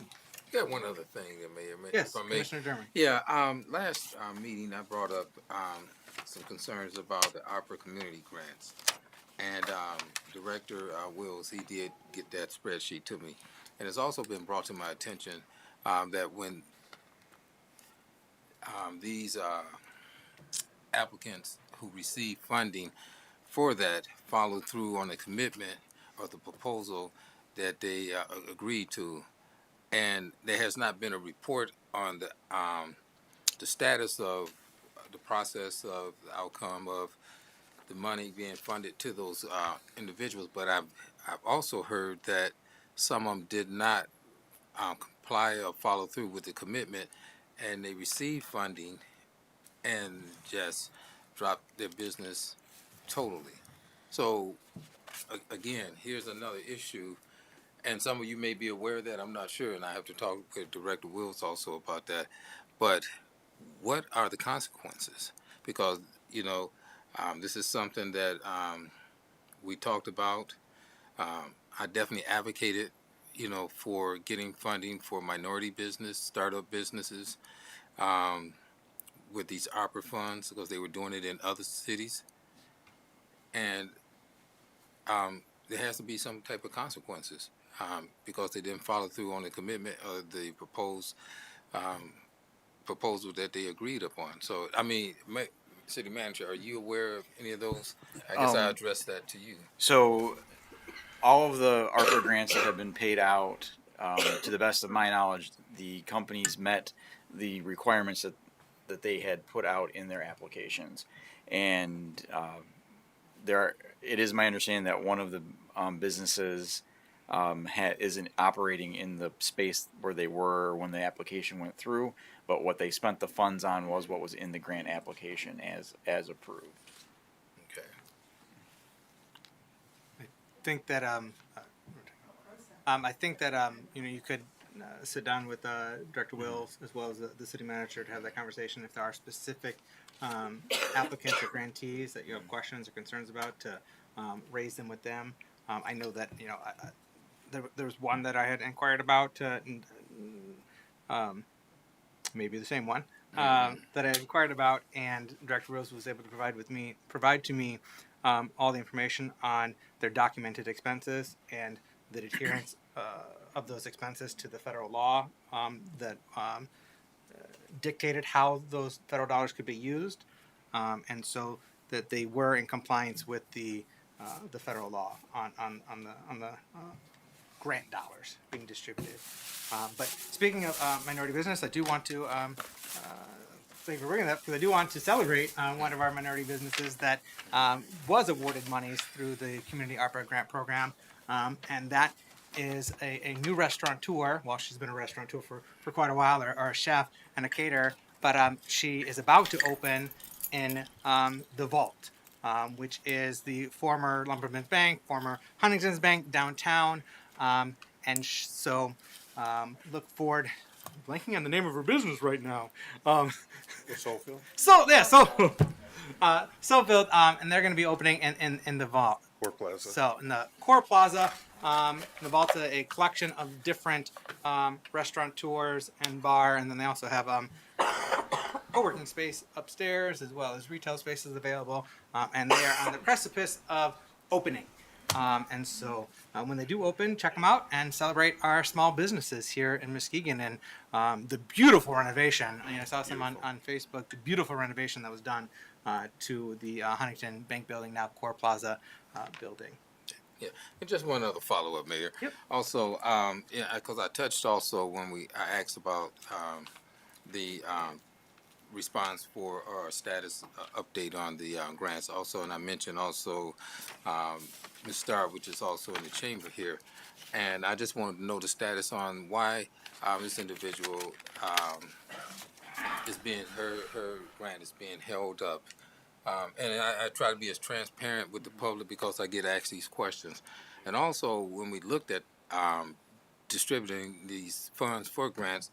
I noticed not one black male received funding. And we talk about equity, we talk about diversity and inclusiveness for a startup business. And there were several that had proposed, unless I overlooked something, I did not see one that received any type of funding. Now, females, great, and they're doing great, and that's excellent. Just like former Vice President Kamala Harris had a strategic plan to support black businesses, but also black men. And this is something that I advocated for, and I stress that we be equitable when we do these things. And either we get people at this table that recognize that, and that's going to be fair about it. Again, I'm still, disappointed on the fact that a lot of businesses that applied for these grants did not even receive $5,000. After I proposed an additional 500,000, and then it was additional 100,000 given. That could have helped out the community. That could have helped out these businesses. And I think we just really need to do a better job and have people at the table that's making these decisions that understand the importance of what it means for black men in the communities to have an opportunity to be players in the game. Now, to the point with Mrs. Starr's hold up on her funding, city manager, could you speak on that, or where we at on that? I think that's something we can hit on our next one-on-one. Oh, okay. Yeah. Okay. All right. Thank you, Commissioner Yeah. German. And I think we are all cognizant and supportive of being inclusive and equitable and supporting the full spectrum of our community. And speaking of people at the table, I want to emphasize that when the City Commission established a citizen advisory committee to make recommendations to the City Commission about how to utilize those dollars, it included 2 black men. So there were people that you're speaking of at that table, and they made the recommendations to us how to utilize those dollars.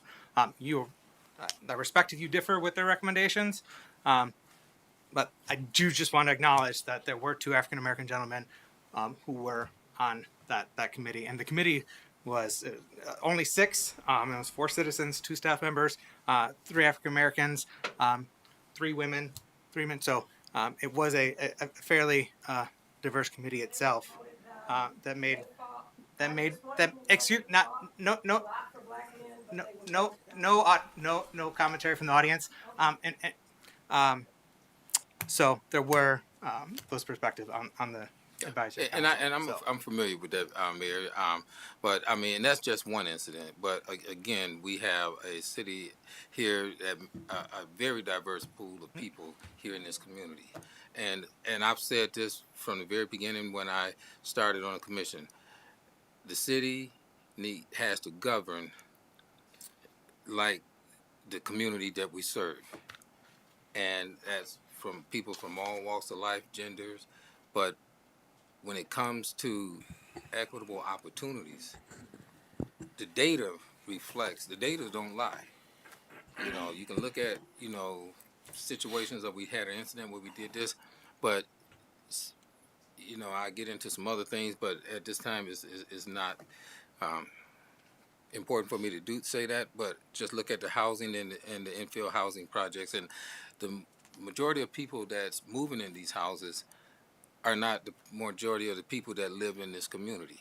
But okay? But, and a lot of them don't look like me. But we're not going to get this right now. That's why I said I'd get into that later. Well, no, I'm saying you bring the data, because you're talking about data, and your data is not correct. So bring the data, because I've heard this time and time again about how the houses that we're being built are not being housed by people from our community. That is not true. There are people in our community that bought those houses. There are people that look like the full spectrum of our community who bought those houses. And I just heard this the other day about, those houses you're building in the Waterfront don't house people like me. And the most expensive house owned in the new development on Muskegon Lake is an African American gentleman.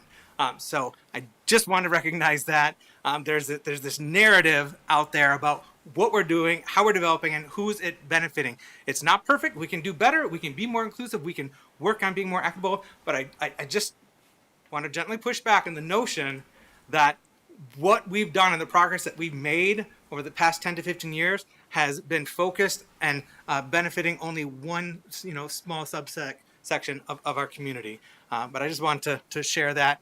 Commissioner Kilgo, final thoughts before we... Yeah, my final thought is there is some things that we can talk about at legislative policy committees.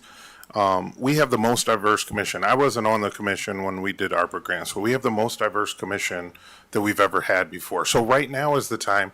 Call Commissioner Kilgo. I will sit down with every resident in the city if I have to. Bring your issues to all of the commissioners. Sit down with them and let's talk about them. We will bring them to city staff. We can't do anything about who got money in the past. That money's gone. That COVID money is expended. There are things that we can do for the future, so let's sit down and work together and see how we can come up with funds to help our homeless, to help our minorities, to help our women, to help A, B, C, D, and E. let's not just complain about it. Let's sit down and put our heads together and come up with a plan. Thank you. Here, here. And in the words of Vice President Harris, don't complain, do something. So thank you. I think you did make a motion to adjourn. Yes. I don't know if we got a second on it quick enough. We have a motion by Commissioner Kilgo, supported by Vice Mayor St. Clair to adjourn. All in favor, please indicate by saying aye. Aye. All opposed, same sign. We are adjourned. Thank you. Take care and be well.